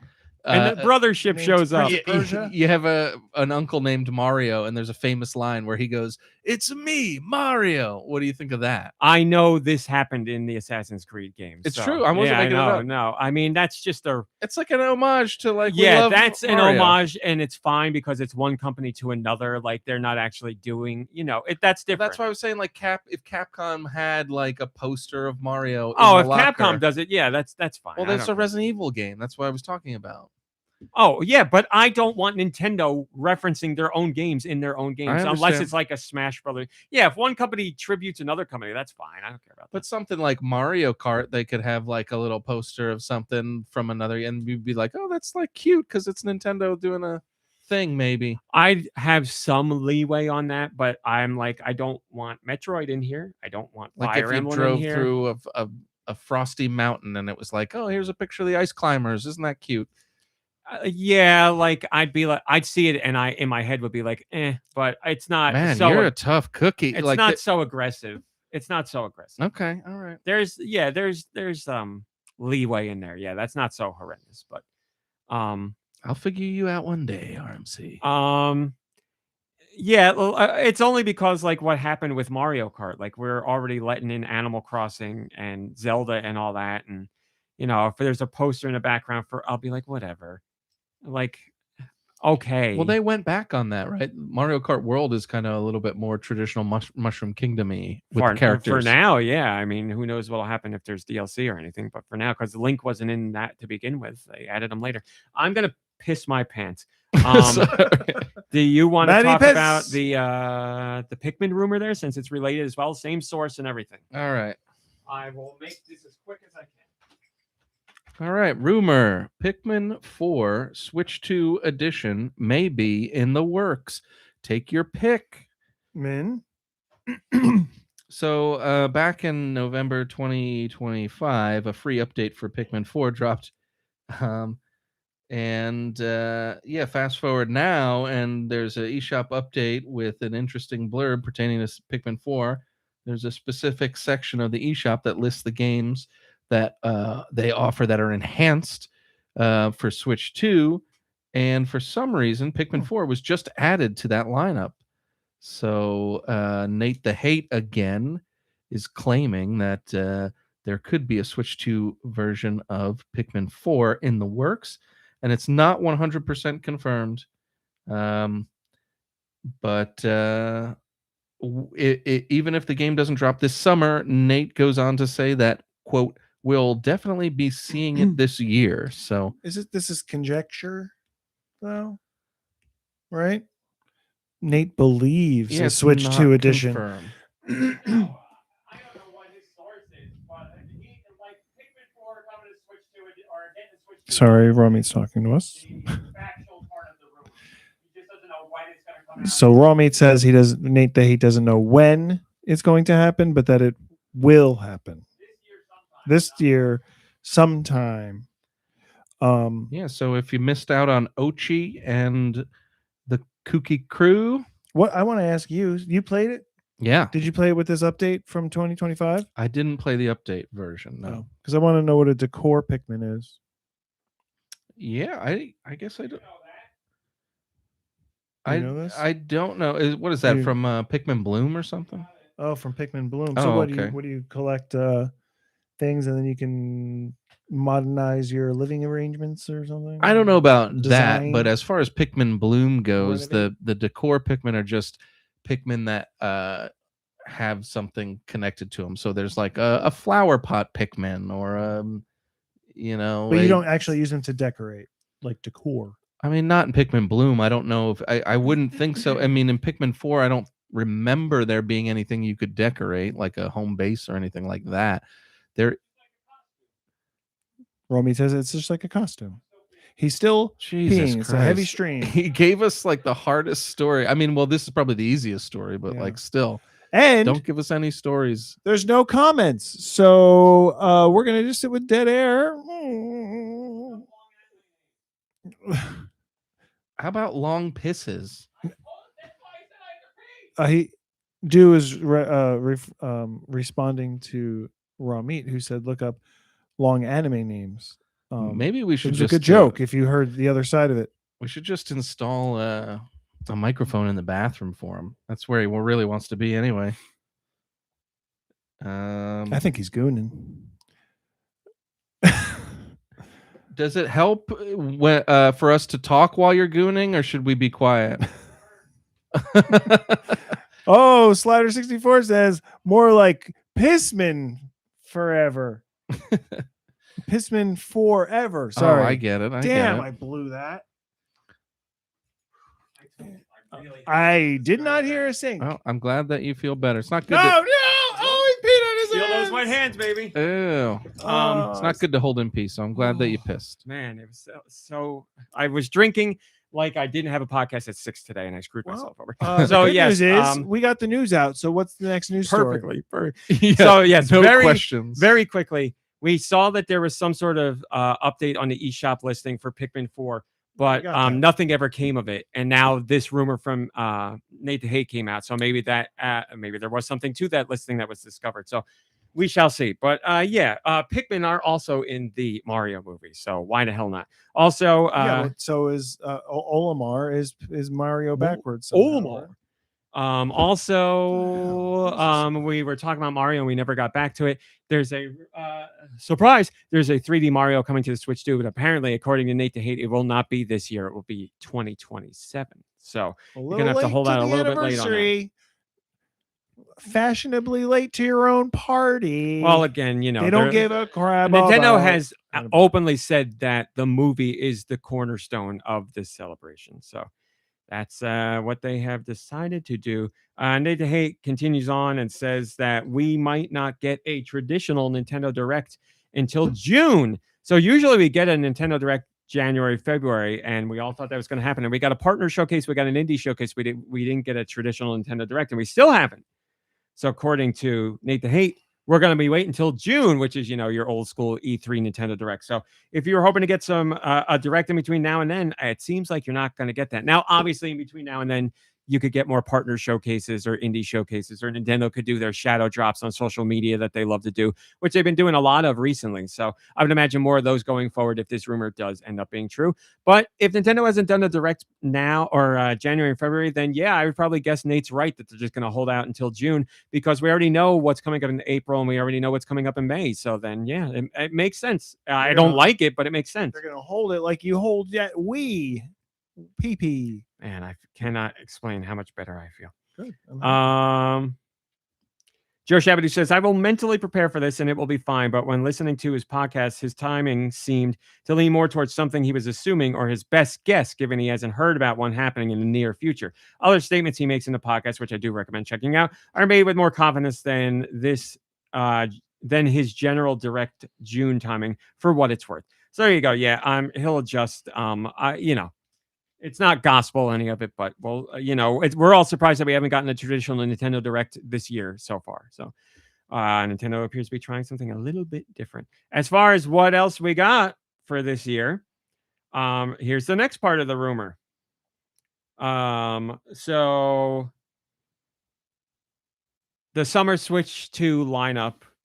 Again, we have goddamn it, Tomodachi Life is coming out April.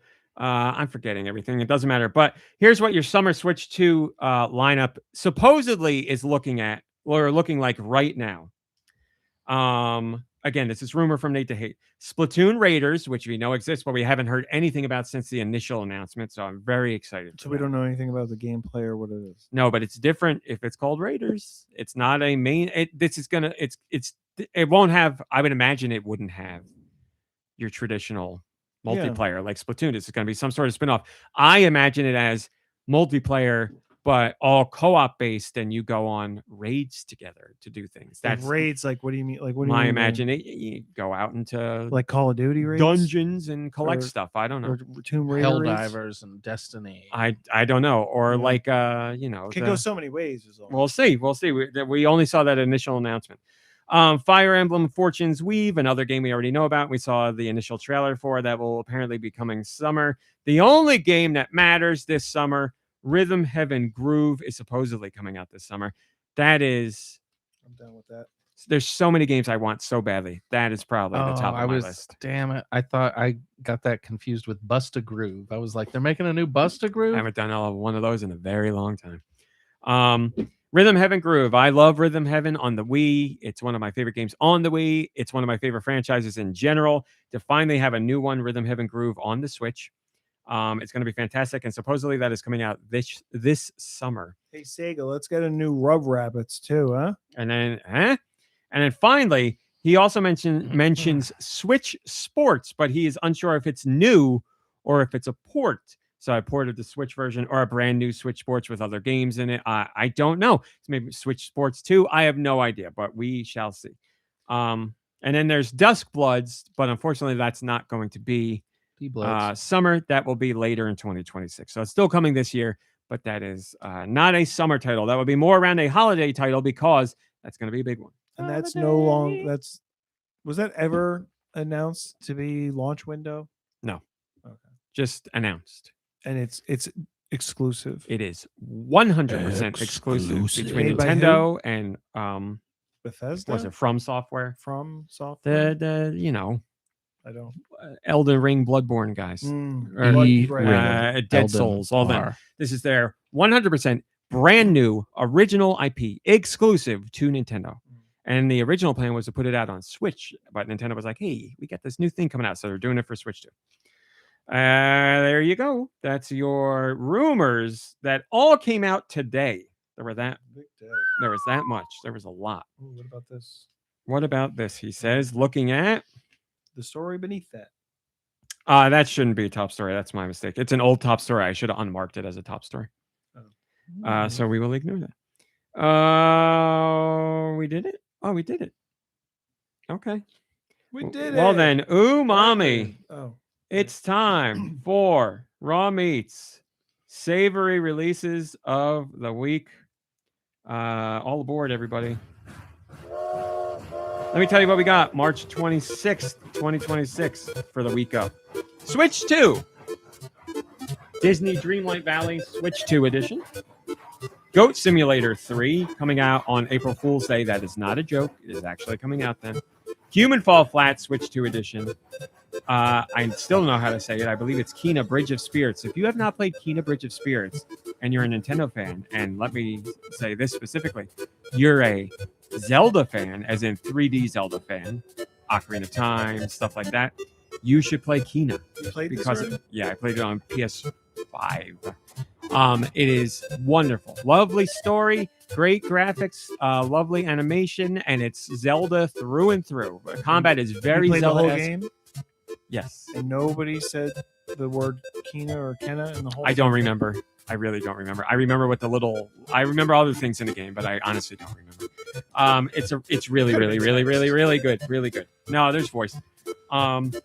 The Midnight Walk is available. That's that's the simulator where you claymation play as animation Romy simulator. Cowboy watching movies and going on a swamp. Oh, very good. Very good. Sorry. Tell us more. About Award-winning claymation narrative adventure. Clay Fighter. It's supposed to be amazing. South of Midnight, Weaver's Edition. South of Midnight is, I want to play this game so bad. I got to find time for it. Very cool graphic style action adventure game. Came out on Xbox, but now it's coming to PlayStation. Yeah, PlayStation and Switch 2. March 31st. Super Mario Brothers Wonder Switch 2 Edition Meetup in Bella Bell Park. And if you were wondering, no, that is not the longest Nintendo title ever, but it is 3 characters short of being the longest. What's the longest? I don't remember, but I know there was one that was longer. Anyway, that's out right now on Switch 2. And you got all the brand new Bella Bella Park stuff for multiplayer and single-player challenges and some other stuff. Rosaline is in there. Tales of the Shire, a Lord of the Rings game, Switch 2 edition is available. So if you, I believe... is that the game you played? Yes. Yeah, I wonder if they fixed all the bugs. Yeah, I don't know. And then finally, Virtual Fighter 5 Revo World Stage. That is cross-play between all other versions of the game. And I believe you can get it for just... it's either 20 or 30 bucks. It's really not bad. What about on the Switch? Well, let me tell you. What about? Arik, that's Aarik, Arik and the Ruined Kingdom. Build-A-Bank Tycoon. Bun Buns. Cards Fly. Chico's Rebound. If you like Breakout or Alleyway, check out Chico's Rebound. Looks awesome. Child's Story. Claim the Forest. Shape of Wolves. There we go. Clover Reset. Cola Riders. Dumb Ducks. Colon Riders. Cola Riders. Dumb Ducks. Damon and Baby. Look that game up. It looks really cool. Devil Jam. Distorted. The Living Manor. Easy Delivery Co. Do you want a game with realistic physics driving, PS1 aesthetic graphics, and Animal Crossing-like characters mixed in with mystery and mysteriousness? Then look into Easy Delivery Co. because it's awesome. Played that? I am playing it right now. PC 8801 version of Take the A Train. Isn't that the train where you whispered something about that kid really loudly? That was the Path Train. English basics, English vocabulary fill-in quiz. Escape game room 11. E-Trange Overlord. I don't know how I'm supposed to say that. E-Trange Overlord. E-Ring Eldenar. Sorry. Oh, I got you. Gems of Egypt. Sounds like that's how they named it. D-Trange. Geo Brain Boost, Japan's 47 Prefecture Silhouette Quiz. Dr. Kawashima. Gravity Biker, Grid Beat, Grimoire Groves, Homicipher, Homura, The Crimson Warriors, Horror Park, Journey to the Void, Just Deserts. That is not just desserts, it is just deserts. Legendary Spell, Mad Games Tycoon 2, Mega Man Star Force Legacy Collection. That's a whole bunch of those classic RPG Mega Man games in one package. Meow Moments, celebrating Myth and Machine. Moto Race Highway Traffic. Mystic Explorer, Neopets Mega Minigames Collection, the Neopian Arcade Odyssey. Nubia Phobia. Ooh, I like that. No, Tomodachi, Fighting for Love. Pika Rabbit, Primal Planet, Schoolboy Horror, Shard Punk, not Shark Punk, Shard Punk. Shinome Abyss, The Maiden Exorcist. Look that up. That looks like visually it looks like Pocky and Rocky, and it apparently plays something like Hades. It looks really cool. I want to try it. Slide Viking, Treasure's Path. Smash Balls 2. Sports Challenge 50 Plus Games Edition. Taito Milestones 4, a collection of old Taito games. Technotopia. The Boba Tea Shop. The Knights of the Cross. Trash Goblin. Triggerheart Excelica Enhanced. Trox Volantes. Waiochi, Math Home Run, and then finally Wolfpack Howling Spirits. First comment comes from Steister. I'm going to need an after-dinner mint after that one. Boy, am I full, but not too full for some desserts. That was a long list. What are the next European masterpieces? Let's find out with Nicky's sweet releases. It's a long list to try to follow up on here. And I'm sorry, dude. This is a long list for Europe as well. Thank you. This is for the week of March 26th, the year of our Lord 2026 in Europe. It's the last week of March, right? We got there. So Switch 2. There. Switch 2. Disney Dreamlight Valley. The Nintendo Switch 2 edition. Kenna. Bridge of Spirits, or is it Kina? What did you say? I'm going to go with Kina. That sounds more like a name, right? Kina. Kina Ivory Wings. The Midnight Walk. Super Mario Bros. Wonder. The Nintendo Switch 2 edition plus Meetup in Bella Bell Park. Meetup with Baby Bell cheeses. I don't like Is it Baby Bell or Baybell? I think I've been saying it wrong. Now I don't know. Bella Bell is talking the about park. the cheese. Yeah. Is it Baybell or Baby Bell? Look it up. I think it's Baby Bell. Virtua Fighter 5 Baby Bell. Okay, so I haven't been saying it wrong. Baby Bell. Virtua Fighter 5 REVO World Stage. Long list, everybody. Warframe. I want to say this about Warframe very quickly. This is the Switch 2 edition. They just put out a video today showcasing what the Switch versus Switch 2 versions look like compared to each other. Huge difference. So, and remember, Warframe is free. No matter where you play it, Warframe is free. Oh, yeah? Free to play, and then there's in-game. There's stuff to spend money on, but you can play the whole game for free. It was really fun what I played, and it's a little bit of like everything, but it's like one of those games where you play that and like nothing else. It's got so much to do. They've been updating it forever. But anyway, long list. I'm sorry. No, I'm sorry. Switch. This is coming out for Switch. Also available Switch 2 if you have it. Arik and the Ruined Kingdom. Airstrike Command Tactical Assault Operation. It keeps going. Tactical Assault Operation and Helicopter Battle Arena Simulator. All Motors Racing Simulator. Ariana and the Elder Codex. Ariana. Cards Lie. Castle Tycoon Simulator. Chico's Rebound. Child Story. Claim the Forest. Shape of Wolves. Clover Reset. 4 of 1 of paper equal 4 of coin. Cola Riders. Cowboy Kart. Is that like a racing game with horses? Cowboy Cardis. Cozy Earth, Hawaii Island, Love Anime Girls. Don't have to say it twice to me. Damon and Baby. Devil Jam. Distorted, The Living Manor. Easy Delivery Co. The PC 8801 version of Take the A Train. Is that just the song, the jazz song? What is that? Oh my gosh. I can't remember the name of The A Train the... to Pottsville? What?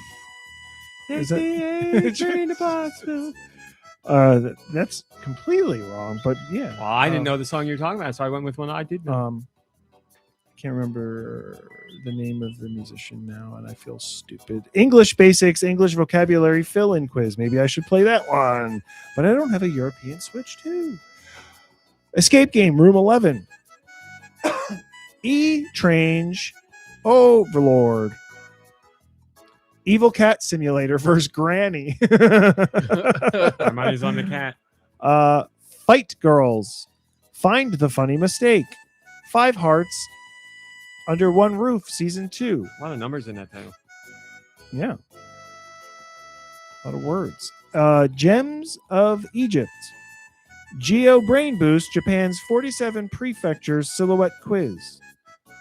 Ghost Master Resurrection. Goodnight Girls, all one word. Gravity Biker. Grimoire Groves. Homicipher. I like that name. Journey to the Void. Junkyard Garbage. Garage. Junkyard Garage Simulator. Legendary Spell. Machine Gun Fury. Mad Games Tycoon 2. Mistfall Ruins. Moonlight in Garland. Moto Racing Highway Traffic. Moto Rush Reborn. Hello, Moto. Mystic Explorer. Neopets Mega Mini Games Collection. The Neopian Arcade Odyssey. Otome Daoshi. Fighting for Love. Overpowered 2 Crux of Fate. Pika Rabbit. Pie Pie Cafeteria. Oh, I like Me that. want to eat that. Yeah. Primal Planet. Samurai Simulator. Kensei Warrior. Oh, sorry Warrior. about that. Schoolboy Horror. Shard Punk. That is a horror as a schoolboy when you shard your pants, you punk. I don't know what I'm saying. Shinonome Abyss. The Maiden Exorcist. Shop Farm Tycoon. Slide Viking Treasure's Path. Is that like a Viking, like as a slide puzzles, but as a Viking or something? Like a Viking Yep, theme? it is. You got it. Is it? Exactly right. Next game. Smash Balls 2. Taito Milestones 4. The Boba Tea Shop. The Knights of the Cross. Trash Goblin. Trox. Valones. Valones. Another one. Valones? Mr. T. Volantes. Oh, Volant. Oh, still, I wouldn't know how to pronounce that either.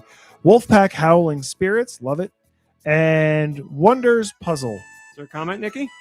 Yeah, it's a lot more words. I don't know if I can do this. AutumnalBlake says, I'm finishing up Mini Shoot at the moment. Then I have a couple of older games I picked up on sale to keep me occupied until Tomodachi Life. I've heard great things about Kina, Bridge of Spirits, so it's going on my wish list. It's a good one, my friend. You will enjoy it. The last I saw was number 11 on the eShop, so people are taking note. Thank you, AutumnalBlake, for the comment. Thank you, everyone, for listening. Thank you, all of the game developers, for developing and publishing these games coming out this week of March 26th, the year of our Lord. Homicipher is a 2026. horror romance visual novel and point-and-click adventure game. What about Schoolboy Horror? And its rating on Steam, 2,800 people on Steam have reviewed it, and it has a 98% positive. And recent reviews, 110, are 99% positive. So apparently Homicipher is worth your time. Did you 99? Is There you go. it coming out in America too? I don't. Oh, remember. yeah. That was a long time ago. The odds of something coming out in one place and not the other lately is slim to none. I guarantee Homicipher is available here. Nicky, what have you been playing? I played a bunch of solitaire. But since I've been here, since I was last here, I mean, I finished completed Resident Evil Requiem. Hey, Woohoo! Homicipher is available in North America. It's $33, and there's a free demo to try it. I don't have that kind of scratch. You got the demo scratch. Oh yeah, demo. Anyway, Resident Evil Requiem. Yeah, I really loved it. I really enjoyed it a lot. Glad I played it. I made some bad decisions in life, but you know, Leon and Grace die in my game. no comment. But yeah, we did it, and now I think pretty naturally my TikTok feed is full of Resident Evil Yeah. memes and I got stuff. a lot of Resident Evil stuff. That I one- hardly ever get game stuff, really. Well, you don't want it right now if you haven't finished. Yes, it. that's great. But that one I think I sent you where he's like whispering in his ear. It's like really good. Continue to you do. What have you been playing? Yeah, I haven't played much. Okay, that's fine, that's and then, like I finished that. That was my goal, was to play that. You I did finished it. You're it. right. That's and a it's big like- deal. And now I'm off of that gaming kick, and I'm just You put a lot of time into it. I put like what did I say, 25 or 30 hours. Yeah, you said 25 hours. I put in more time than anybody in the history of Resident Evil I Requiem. don't want to hear that from you ever. No, again. it's not- I'm That's not all you knocking ever talk myself. about. Just everyone who's complaining about it being a short game, and I was like, You know, I'm This not took- allowed to say a million things, but you can say you spend more time than anybody else in the entire world. That's probably not true. yeah, we'll talk later. No, but for all the people that complain about it being short, I kept texting Deux, and I'm like, I'm still playing this thing. It's taken. It's And It's Dude's also- like, you're on the title screen. not only. Yeah, have you pressed start yet? Too scared. Not only have I has it taken me like a long time to play it, but it also took years off my life. So, dude, what have you been playing? I played Animal Crossing Old Horizons. It was Oh, that's scary, dude. I don't know. it was Fauna's birthday this week. Ooh. So I went over to her house. I wrapped up like a golden dishes, like a golden place setting. Yes. Wow. What a present. Yeah, I didn't have any like nice clothes. I usually like to give clothes, but didn't have anything nice, and like the store wasn't selling anything nice, so I just went through my inventory and got an extra thing of that. She loved it. And she was over there celebrating with Genji. They were hanging out. Did they not invite you? He's always invited. It's his island. He I goes could just wherever he I could wants. just walk in around. Nobody tells him no. Yeah. That's creepy. Oh. Well, it still was would be nice if they invited you. It was creepy until she saw the golden place setting I got her, and then it wasn't creepy at all. No, it wasn't creepy at all ever. Wasn't because creepy at Fauna's all really until he nice. showered her with a golden treat. Yeah, I guess that sounds creepy that way. But no, everything's good. No Trump sightings on the island or anything like that. So I guess that True. Now you got to watch out for him. I saw Nintendo Yeah. updated Animal Crossing. They had Trump in. Well, yeah, I mean, I've got such TDS that two of my characters have like negative things to say about ICE and Trump. I just had to like bleep them out with stars. But yeah, it's stupid. Whatever makes you feel better, it's fine. I mean, it's funny to hear them talk about it.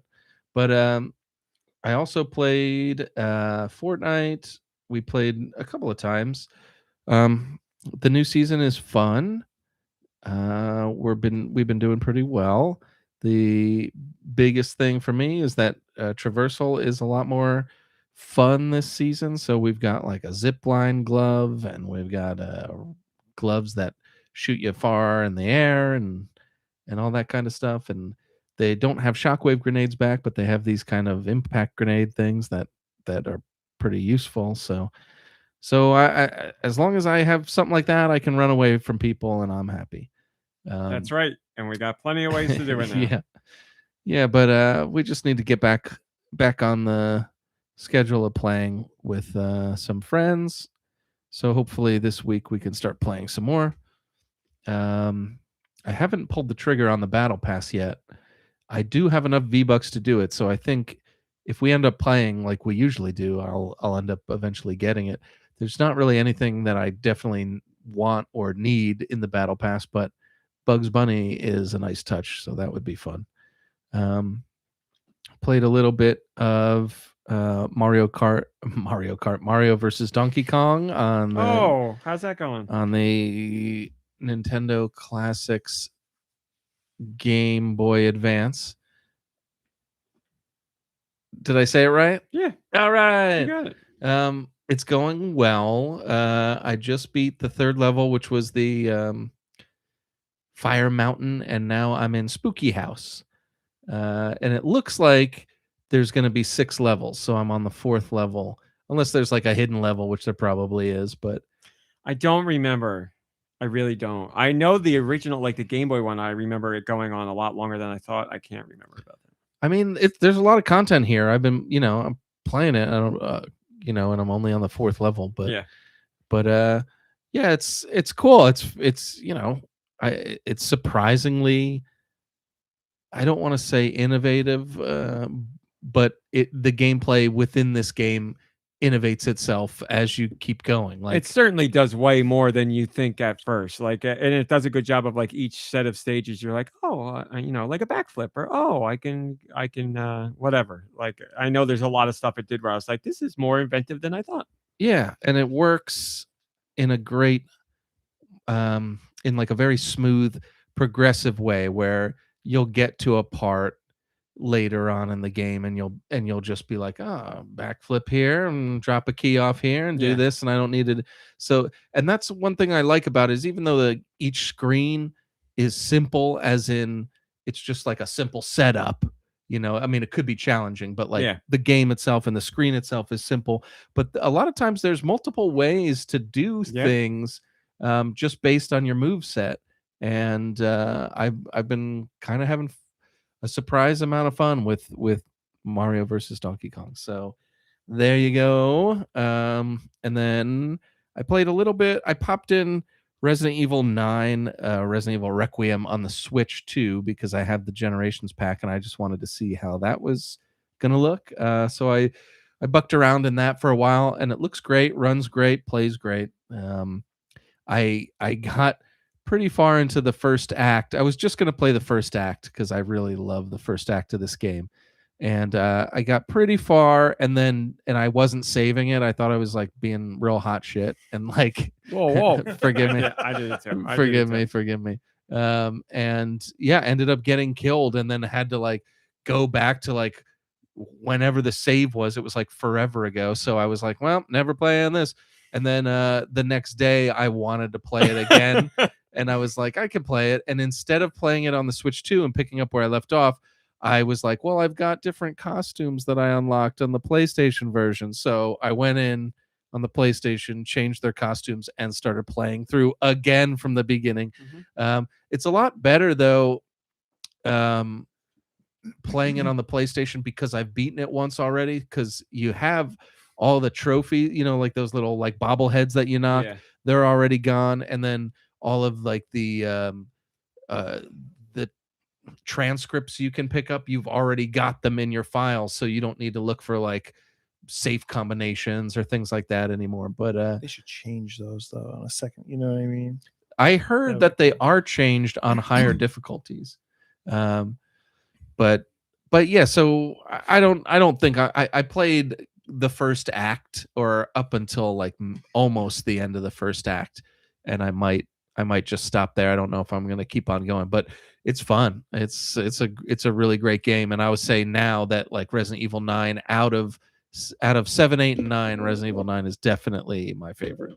I have a question, please. Since you've looked at both games on both systems, one of the things that kind of bugged me was like when there was light shining through a haze, or light shining off of a surface, it would give like this weird, like murky look on the Switch 2. Do you know what I'm saying? I didn't notice that on either system.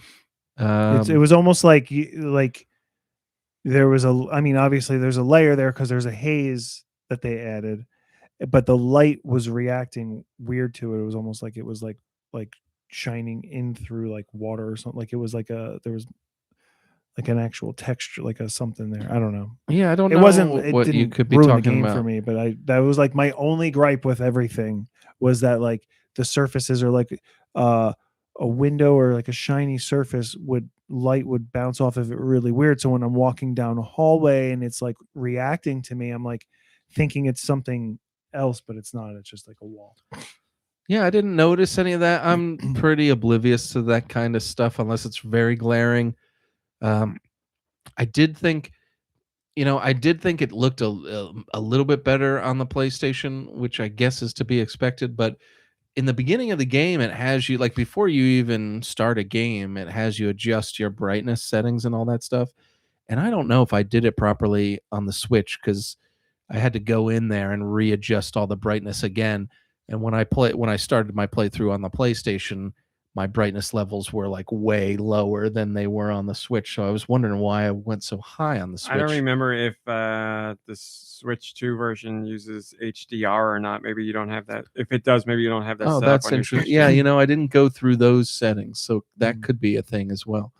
I don't know what my settings were, but all I know is that when I was playing as like Leon using a flashlight, I didn't see anything except where that flashlight was pointed, and it was pretty scary stuff. Yeah, it's good. It's good. I'm very, very happy with it. So last but not least, I played more of Fading Afternoon Uncensored. That's that game I was talking about. That's kind of like a beat 'em up with a story. It's like Double Dragon-esque as far as like pixelated graphics and things like that, and a beat 'em up style, but it's got a Yakuza like storyline where it's almost like choose your own adventure. I really got into it this week. I think I haven't seen every single outcome that there is in the game, but I've done a bunch of stuff, and I have a better understanding of what decisions switch things on down the line. And that was one of the I don't want to say issues I had with it at first, but because the game doesn't tell you anything, you're really kind of just replaying the story over and over to try different paths and test new things out and see what happens. I mean, a whole bunch of crazy stuff happened. I mean, I've had endings where I've ended up in the countryside with my best girl, and you literally just play out the rest of your game out there if you want to. And then I've had other endings which were not so favorable for me or my bosses and you things said like that. last week too, like you'd play a game where you'd play through the seasons, and then you'd play a whole game where you were playing longer but never see another season or whatever. Yeah, I mean, winter's the only other season that there is, or at least that I saw, and it didn't happen every single time I played it, and I don't know what triggered that. I still haven't figured that stuff out. I don't know. I have no idea what triggered that particular season. Yeah, there's like a bunch of stuff that was like rewarding to figure out and try to play through another time and do. And then there was other stuff, mostly control related stuff, where it was just like, oh my god, like why is this so difficult? I was like trying to, I don't remember what I was trying to do, but you have to hold all these buttons and press these other buttons and stuff, and like you can do all kinds of weird things like take off your jacket and stuff, and I by mistake took off my jacket, threw it over my shoulder, and then pressed some other button trying to put it back on, and he dropped it on the ground to fight somebody. No. And then I couldn't pick up the jacket. And then there was a button to roll up the sleeves, which was cool. I mean, it's all cool, but it's like, why is this here? So then I rolled up my sleeves, and then for the rest of that playthrough, I didn't have a jacket, and I just had to walk around. Thank God you didn't get back into winter. Yeah, exactly. But yeah, it was That's why I never went back to winter. It was funny, but it was just so strange. Like I don't know, there's like a bunch of funny things like that. But yeah, I don't know, I really liked it. After all said and done, I really enjoyed playing the game, and I really it's not something I usually could see myself doing, but like I liked going into the game fresh, knowing what I knew like knowing more stuff each time, and being like, you become very efficient at the gameplay then, and a lot of the stuff that seemed obtuse, you were either ready for, you understood better, and you were able to kind of focus on different things storyline wise, because at first there's a lot going on, and you don't know how much time do you have, and what you can do, and where you can go, and who you should be talking to, and you get a little worried, like, oh my god, I'm wasting time, and I only have a limited amount of time in this game. But when you start a new playthrough, you feel a little bit better. You know how the time works. You know when you can kind of take your time doing stuff, and what you should kind of be focusing on. So I don't know, as an exploration, and the gameplay, and like the music and the art style, loved all that stuff. So if you see it for $12 on the eShop, I recommend it. Again, I paid extra to get the physical version because it was uncensored. The uncensored version, from what I can tell, has some blood. The blood is probably the biggest thing that you'd miss out on. There is gambling that you can do in the uncensored version, but to be honest with you, I didn't spend a lot of time gambling. And then there's also some nudity, but it's not sexy or anything. It's accidental. Wow. You take off your pants if you hit the wrong buttons, and then you sometimes drop your pants to go fight another enemy. No, but that's but you wouldn't be surprised if that was like a feature. Wow, I am impressed. No, like I went to like the What a hole. like I went to the hostess bar because I was supposed to like chat up one of the hostesses there and get her to like, Hi, how are you? get her to like sleep with a politician and like, frame him, kind of thing.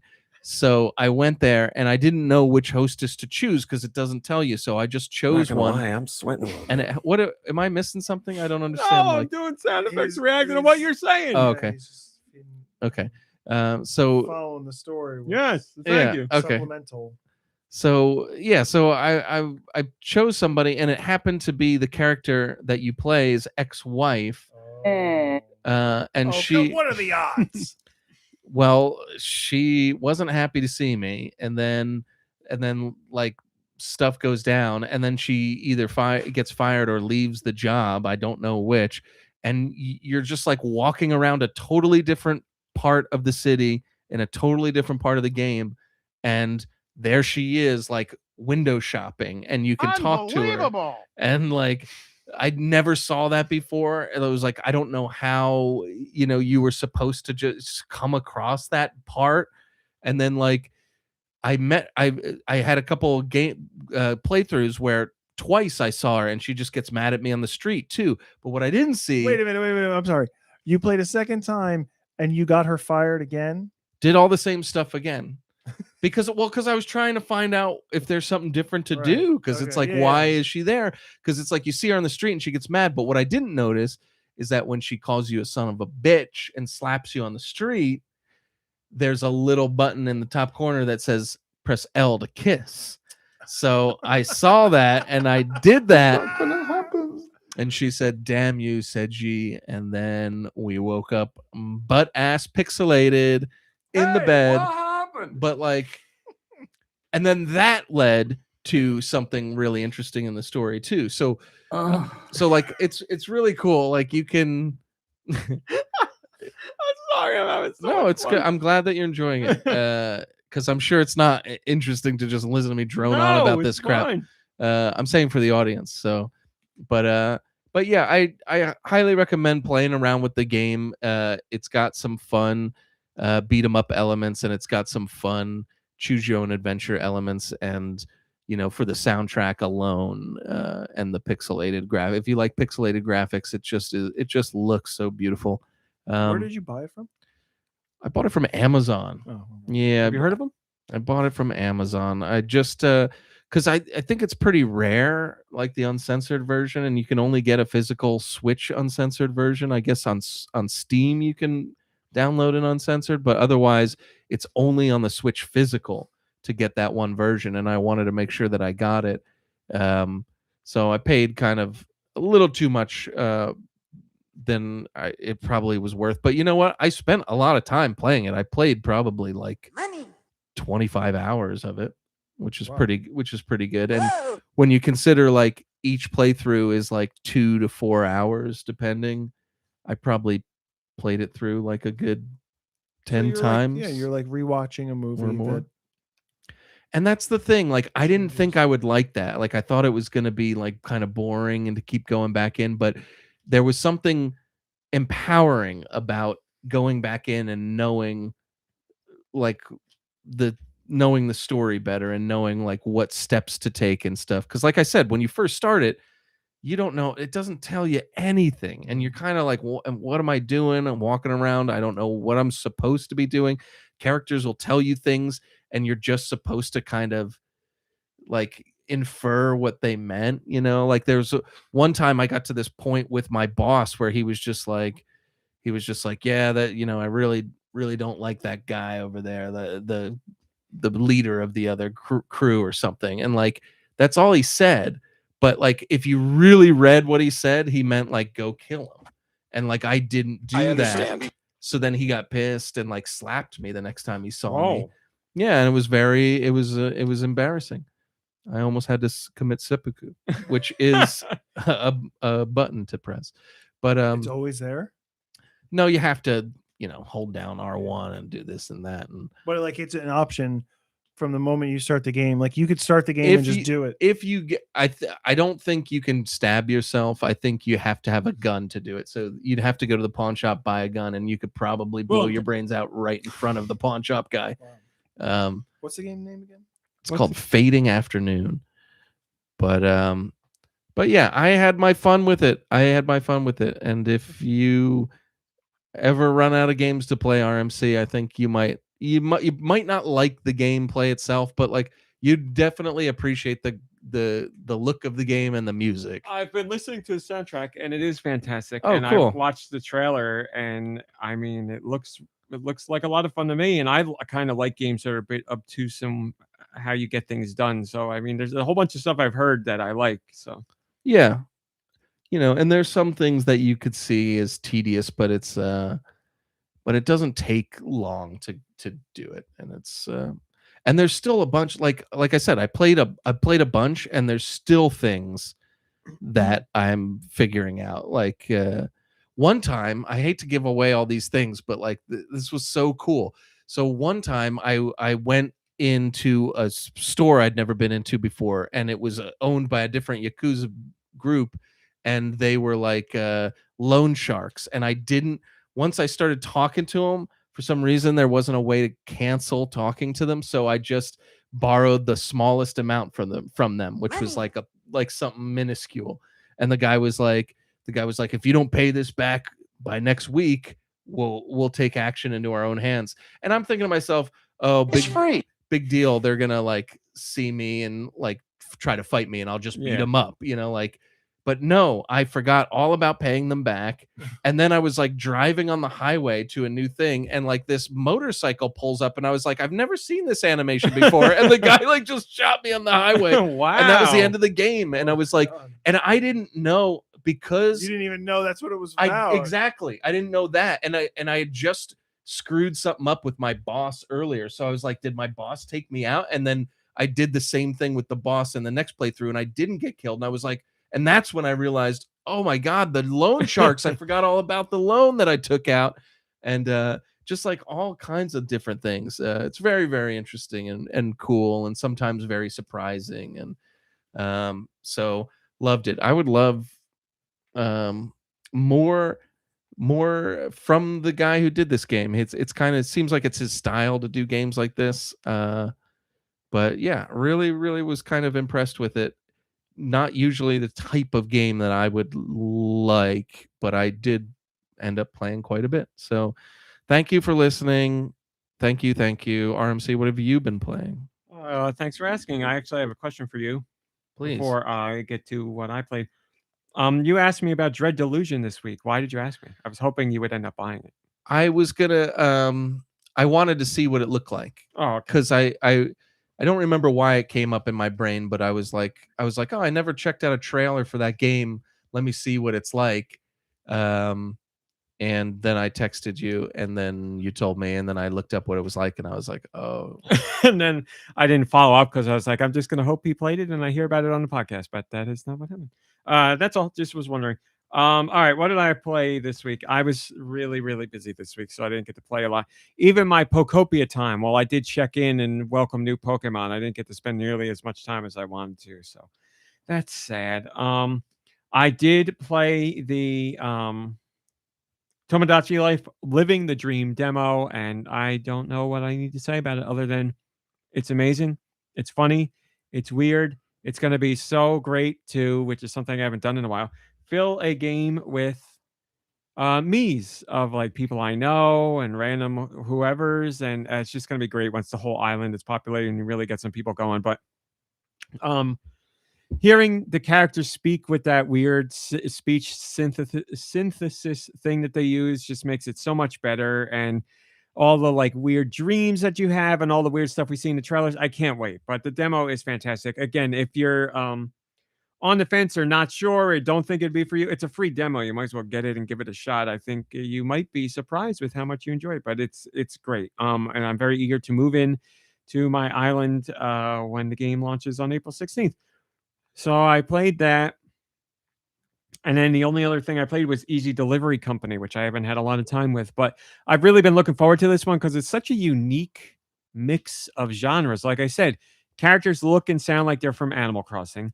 The game is like dark and dreary. It's got PS1 style aesthetics. And then you're a delivery person that makes deliveries and actually earns money for jobs.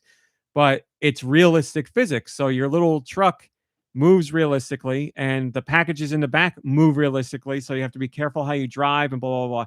It's just really interesting to me. I don't know what the mystery or the weirdness that's going on in this town yet because I'm right in the beginning, but it's very clear there's something like spooky or sinister or strange or something's going on, and that atmosphere just makes the game so much more enjoyable. But I like racing games in general, and the idea of driving around like a realistic physics-based car while you're trying not to spill the packages out of the back of the truck is a lot of fun. So I really liked what I played, but again, I played probably like 45 minutes of it, and then I had to go to bed, so I didn't get to play all that much. But what I played, I really liked, and I will have more to share on it next week. Just didn't have the time this week. It was too goddamn busy, and that's literally it. That's all. Oh, I played Fortnite, and we had fun in Fortnite, obviously.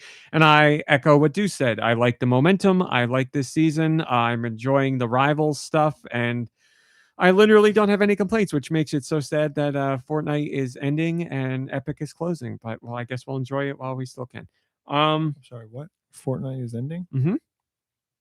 No, it's not. That's what the internet says. No, Epic laid people off and Fortnite's closing, and this is the end.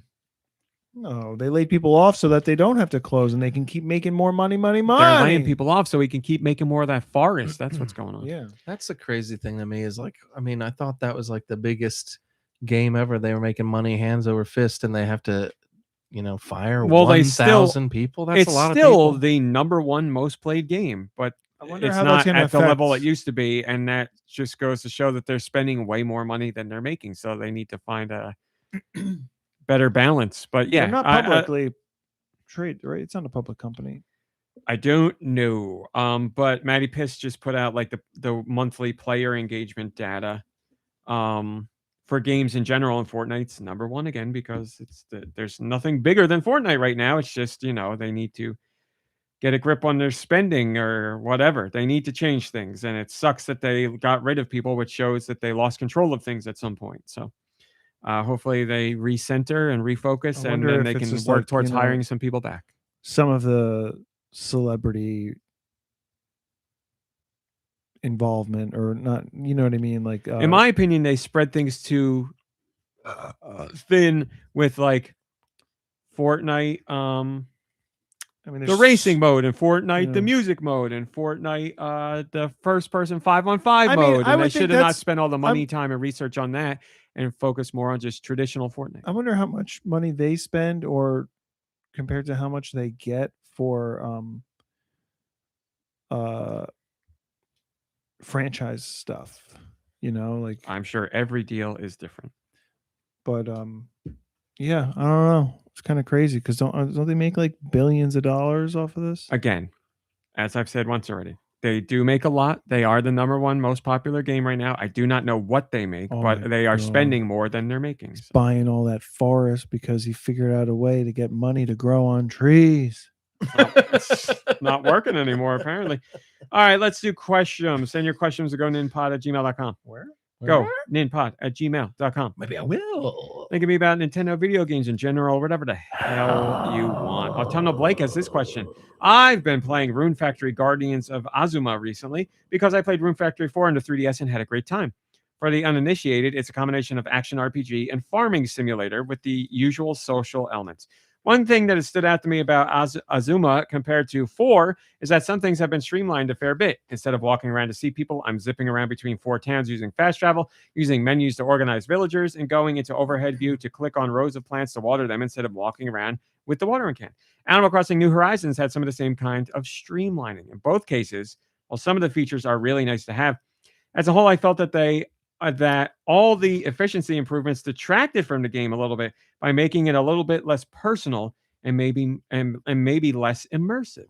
Have you played any games where you felt that the quality of life features weren't only positive? That's a really interesting question. I am struggling to think of something off the top of my head, but I know there are games where you can speed up processes of like gather all these things with one button, like in Pokopia or something like that. But I like to do it manually. And that comes up for me in games a lot, but I'm a weirdo. I don't know. Like it'll be like, press this button to, like I said, pick up all these things at once. And I'm like, no, I'd rather do it on my own just because I like I don't know. I like the monotony of it. I feel like I'm doing something more rather than like cheating the system. I don't know. But in Pokopia, like if there's stuff on the ground, depending on what it is, I'll use the vacuum approach or I'll go around and pick it up little by little just because I'm like enjoying my time there. I guess it's based more on like if I have a set plan in my head of what I want to do and the steps I need to do it versus like I'm taking a more relaxed approach. Because if I'm more relaxed, I'm like enjoying the going around and picking things up and like moving things in between treasure chests and all that stuff. So maybe that's it. You guys, anything positive or supposed to meant for positive or sped up gameplay that you'd rather go the slow rat on? I have no idea. Okay. Yeah, I can't think of anything. Quality of life changes for me are usually a win. I'm usually really down with them. I don't even know examples of quality of life changes. Well, I just gave you one. I know, and I still quality of life could also be like rewind in a game or traditional save, as Deux would say. That certainly affects the pacing of a game when you play it, but to some people that doesn't matter. Mario Other people versus doesn't. Donkey Kong is going really well for me because I save before every single Oh. level, and if I get killed, You're not I using rewind? Start over. I don't rewind. I do save It's states. hard. I just don't. I imagine it's hard because it's like all time-based stuff, and like if you mess up the timing of one part of the puzzle, then like it throws you off for the rest of it. Yeah, so- I don't know. I just don't ever think to use it, and it's all muscle memory now for me to like Hey, human fart. make a quick save. But sorry for getting you off topic. No. Yeah, if you don't, I mean that stuff, the stuff that's on the like the virtual game consoles. Nintendo Classics. Thank yeah. you. He's correct. Nintendo Classics. Yeah, no, I know he is. It only took me 3 weeks. Malakayla says, I like how Deux sounded insulted when RMC suggested rewinding. It was a little bit, but I didn't feel that right after that. No, I thought it was more a confusion as to why you weren't. Why a confusion in yourself of why you weren't using it. I don't know why. Yeah. Because you could get back, you could undo what you did wrong, like, and it takes a second, you're right back in it. Yeah, I never think about the rewind. It's not even that I'm like, I'd rather save state than rewind. Yeah. I'm just not thinking about it. And the only time I've done rewind is like by mistake, pressing the wrong buttons, and I'm like, wait, what is this? Yeah. I don't want to do that. Like quality of life, like they said in the email, is AutumnalBlake said is also fast travel. Right. I don't fast travel in games unless it's a very specific occasion. Like Spider-Man would insult me when it wanted me to fast travel. I'm like, no, I like swinging around the city. I want to actually swing all the way. And so that's there. where Leave I me just alone. get confused because it's a part of the actual game design. But then there's games like Breath of the Wild and Tears of the Kingdom where the game is so big. You can't be like, oh, I'm at the bottom of the map and I'm at the top. I'll spend the next 15 minutes just walking up there. Right. Maybe and some people will, I guess and that's fine. That's where it's a quality of life thing. But I just figure that that's like a feature of the game, and I don't see it as like an outside thought, like a thought outside of the game to make it easier for people to get around. I feel like it's respectful of people's time. That's where I get confused about the definition. Yeah, I guess. I don't know. I'm trying to think, but nothing happens. Yeah, I'm trying to think, but nothing happens. Yeah, I mean, I like quality of life stuff. I'm trying. The only time I was gonna say Red Dead Redemption has like a cool like cinematic mode where your horse can just follow a road and you don't have to touch anything, and you could be like, but I was like, I did that instead of fast traveling, but no, fast travel in that game, you had to actually go to like a train station and fast travel, which is interesting. But yeah, I don't know. Wind Waker HD really gave you some great quality of life, but I used them all, like I really enjoyed them. Yeah, that's a good point. If an old game gets re-released or updated with quality of life, I don't use any of it because like I remember my experience as it was and I don't want to use that stuff. I think it should be there, and I think it definitely it's good for players in general, but for someone who played it before, I'm like, no, I don't want to. So when they re-released, I think it was Ocarina of Time on the DS or the 3DS. 3DS. The water temple was reworked, I think, right? Because that's the one that everyone had a hard time with. I didn't play it. I don't remember. I would imagine that would be the case. Yeah, sure. I don't remember how it was reworked. But I just remember playing through and being like, everybody complains about this water temple. I didn't have that hard of a time. I don't think I did. And maybe that was an improvement. I don't know. When I was a teen, when I played it originally, I remember like taking my like that dungeon took a bit of time, but I didn't remember being like crazy. And then it wasn't until like I heard other people playing it, how they were struggling with it so much. And then, the internet came around. Now it's like one of the most infamous Zelda dungeons of all time, where they're like, that's the hardest one. That's the toughest one. I'm like, I don't look back on that one as extremely difficult, but I'm trying to think of like a Zelda dungeon that really irked me. I mean, Zelda 2, that last palace is a nightmare because there's like fake floors and like you have to go special directions and things like that. Oh, there you go. Okay, like I saw you commented that they color coded sections, so it was so that's a good that you see that's not so egregious that I'm like really annoyed by that. If they're just going to give sections colors to help you out, okay, that's fine. I'm okay with that. Oh, just to differentiate between so you don't get lost, because in the original everything's like blue, right? And it's got water in it. That's about it. Yeah, it was confusing. Yeah, that's a question that I want to answer for myself. What's the most troublesome Zelda dungeon that I've played? Somebody asked that at Patreon, so Romy can answer it. I guess I won't answer it then, because I'm getting lost in thought anyway. We also have a Patreon question. Deux. Oh no. Dude, did you know you could join the GoNintendo Patreon for $1? For $1. Eggmond did, and they started off the brand new question section. The first one to ask: hi, podcast crew. If a white van pulled up to you in the street, what would they have to tempt you with to get you inside? This is so good.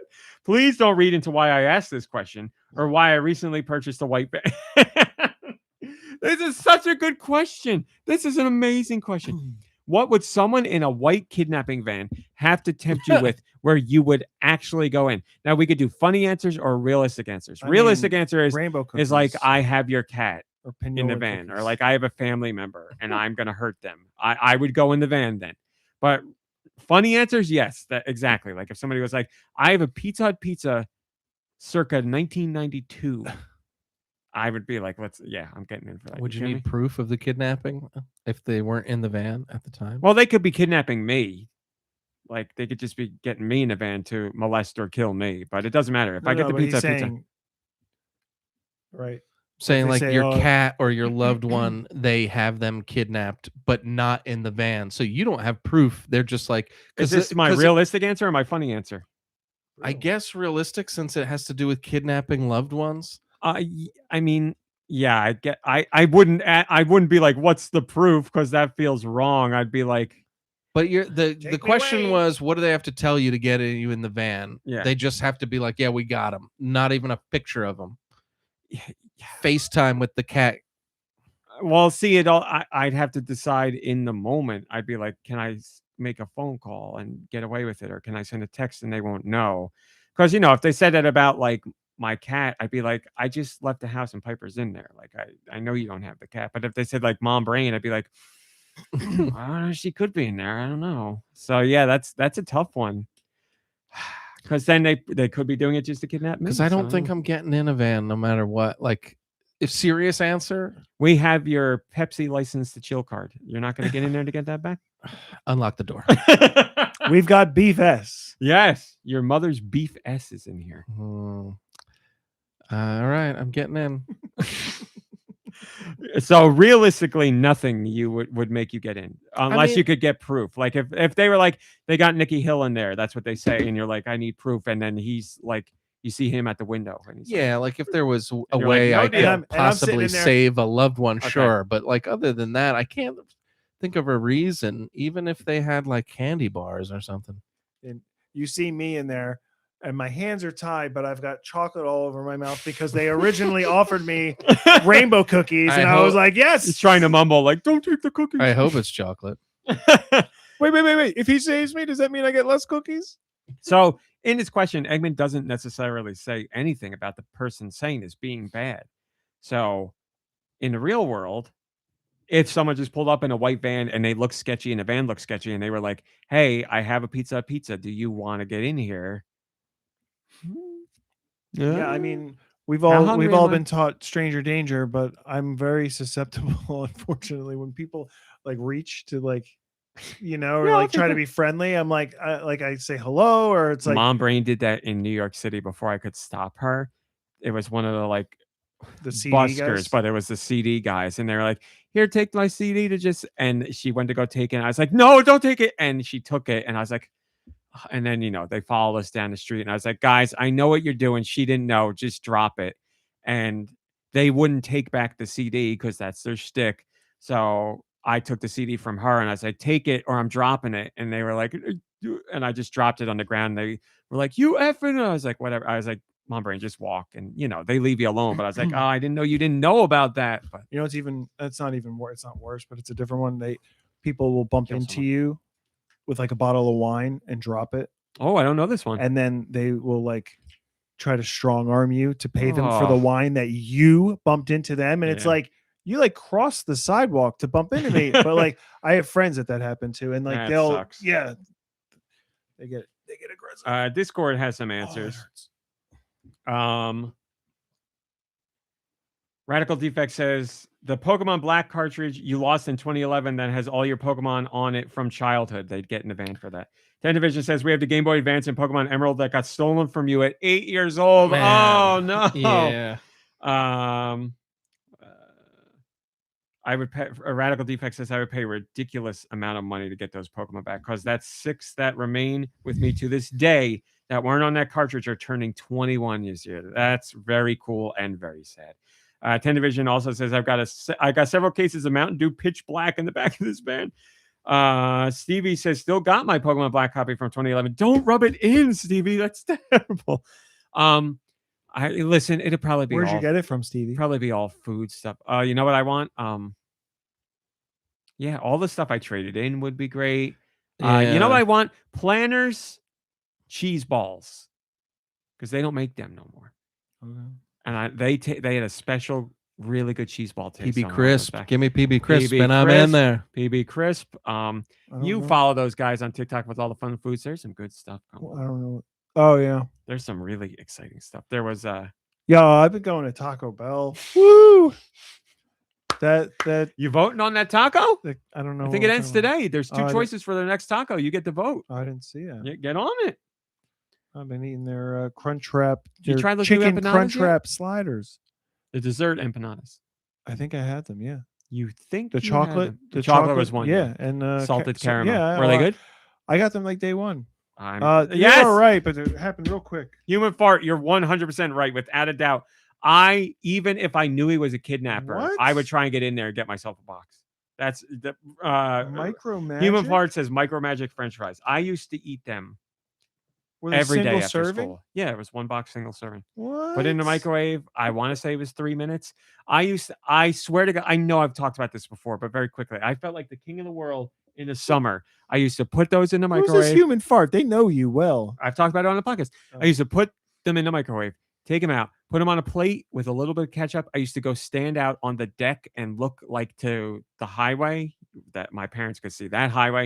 And I used to just sit there and eat them. And I'm like, this is the best that life is ever going to get. Parents' house? You know what one? Yeah.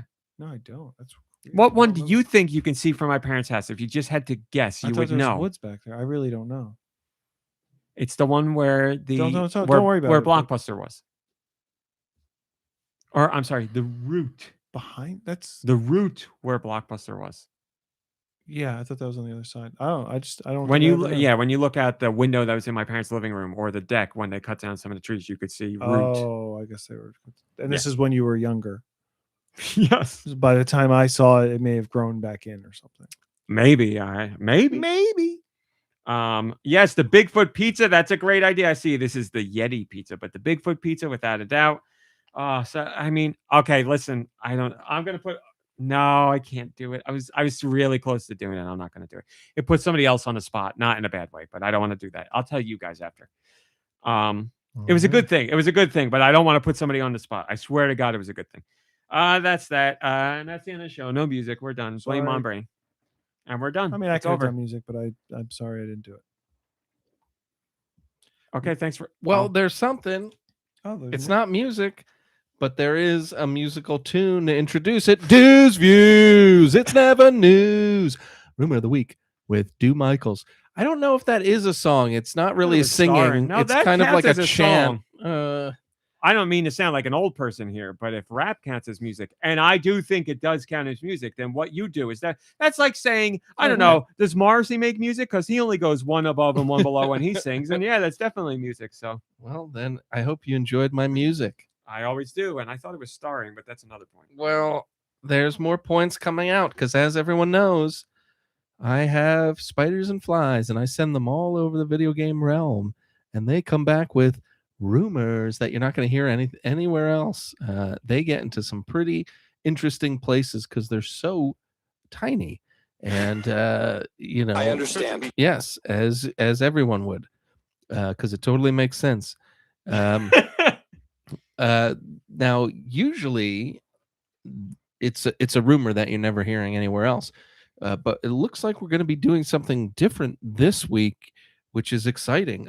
So for the first time ever on Deux Views, we have an actual true news article. My This God. is true. Wow. So the spiders and flies came back and they were like, we got something for you. It's news. So take it to the bank. This ain't no rumor. This is rude. This ain't news. no rumor. And here it is. So we talked earlier about the game about fishing. The game about fishing. That is correct. RMC talked about it a little bit, and it's so popular that they're actually the big time Hollywood studio is now making a movie about it. They've hired the director Alexander Payne, and Jack Nicholson is coming out of retirement because they did About Schmidt, and this is the sequel about fishing. And that's the true story that's So happening. This is amazing that you got this true story, because it reminded me of what I wanted to say to you earlier when you made a very, very specific joke about a movie that nobody got. Yes. When I was writing something on GoNintendo this week, I want to say it was about fishing. And in my little byline thing, whatever subtitle, I wrote about dwarf.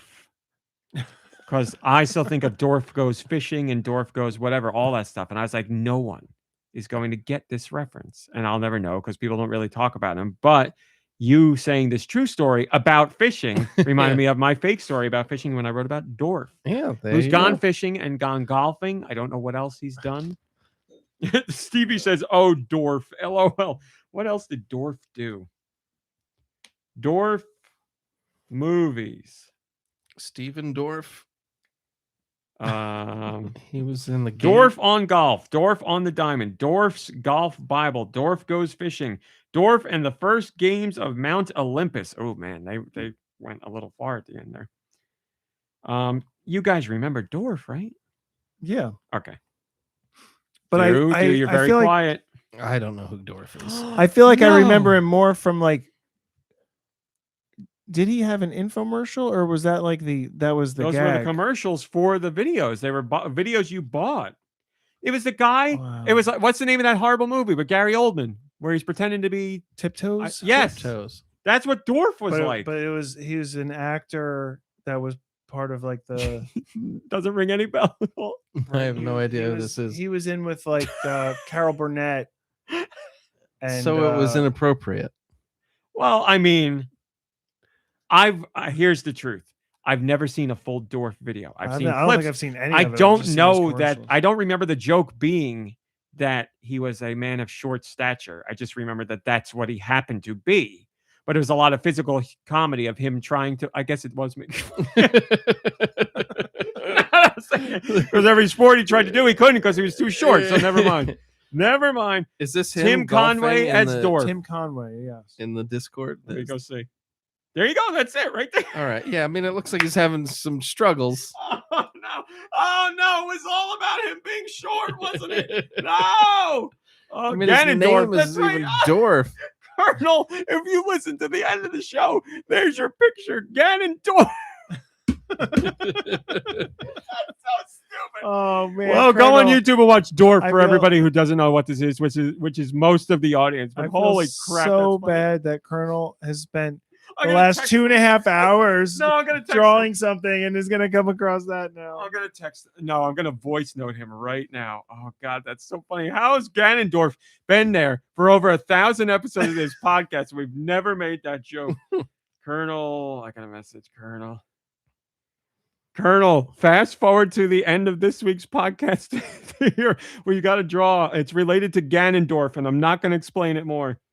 There you go. And on that note, thanks to Deux' very true story, which we appreciate it, gave us that stupidity. I can't believe it. We're getting Jack Nicholson out of retirement. Right? Yeah. For about fishing. How does he feel about that?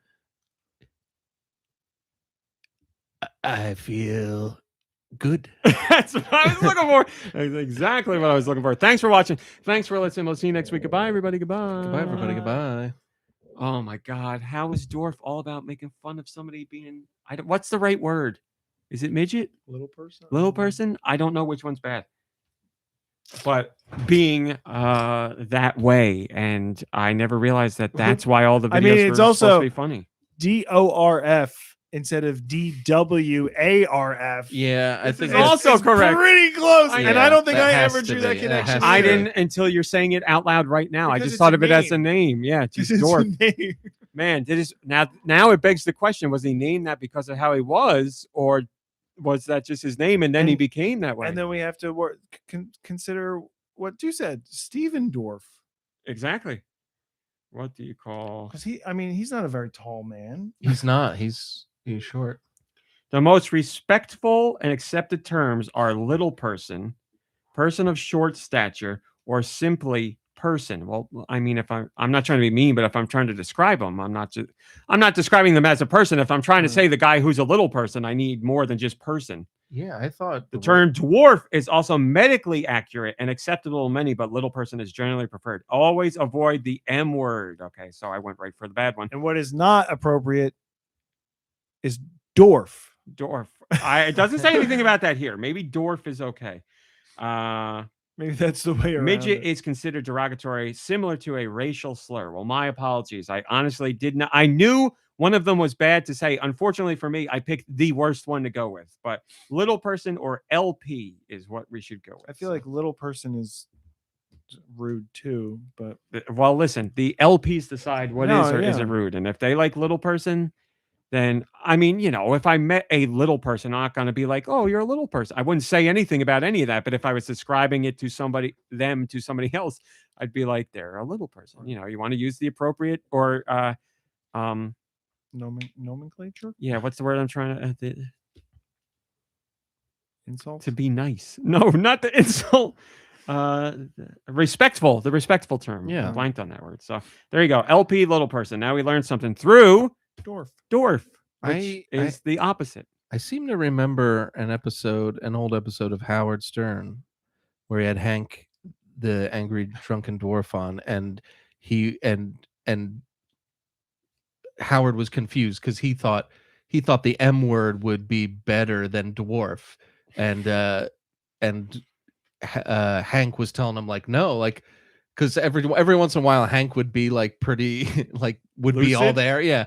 And he actually was an interesting conversation. He was like, no, actually, like dwarf is what I prefer to be called. But that was also years and years ago. I wonder if Hank were still around, if he would prefer little person now. I can't help but notice that what you said as Hank was spot on, but how you sounded was very far removed from how Hank sounded. It's really funny to hear him say it, just because he was always like half in the bag, if not more. Tim Also, Conway is dwarf. All 8 classics. Loose use of the word classics there. I also think that dwarf was more than just those gags too, though.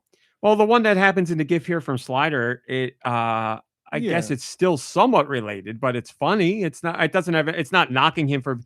Actually, here, him being an LP helped him out, because if he was a long-legged man, then he'd be in the water. I think. Just like that, like I think there was, it was, like Naked Gun, like slapsticky, silly humor, with that character. But then there were jokes that were aimed directly at that. I think the after show, or when the show ends, I'll have to, when I get to the living room, put one of the dwarf info commercials up on TV, just because that's what I remember the most. I don't remember. I want to say they came up a lot when you were watching like Mystery Science Theater or something. Those commercials. I've never watched Dwarf. I only know it from those infomercials. I've seen bits to the point where I'm like, was that infomercial like a Saturday Night Live, like was it a sketch comedy gag, or was it actually a real thing? No, now you can get an 8 DVD or an 8 movie collection in one DVD. You can have all the dwarf classics in one place. Never need to watch anything else again. You get that DVD and the VHS is a farting preacher, and you'll laugh from now until the end of time.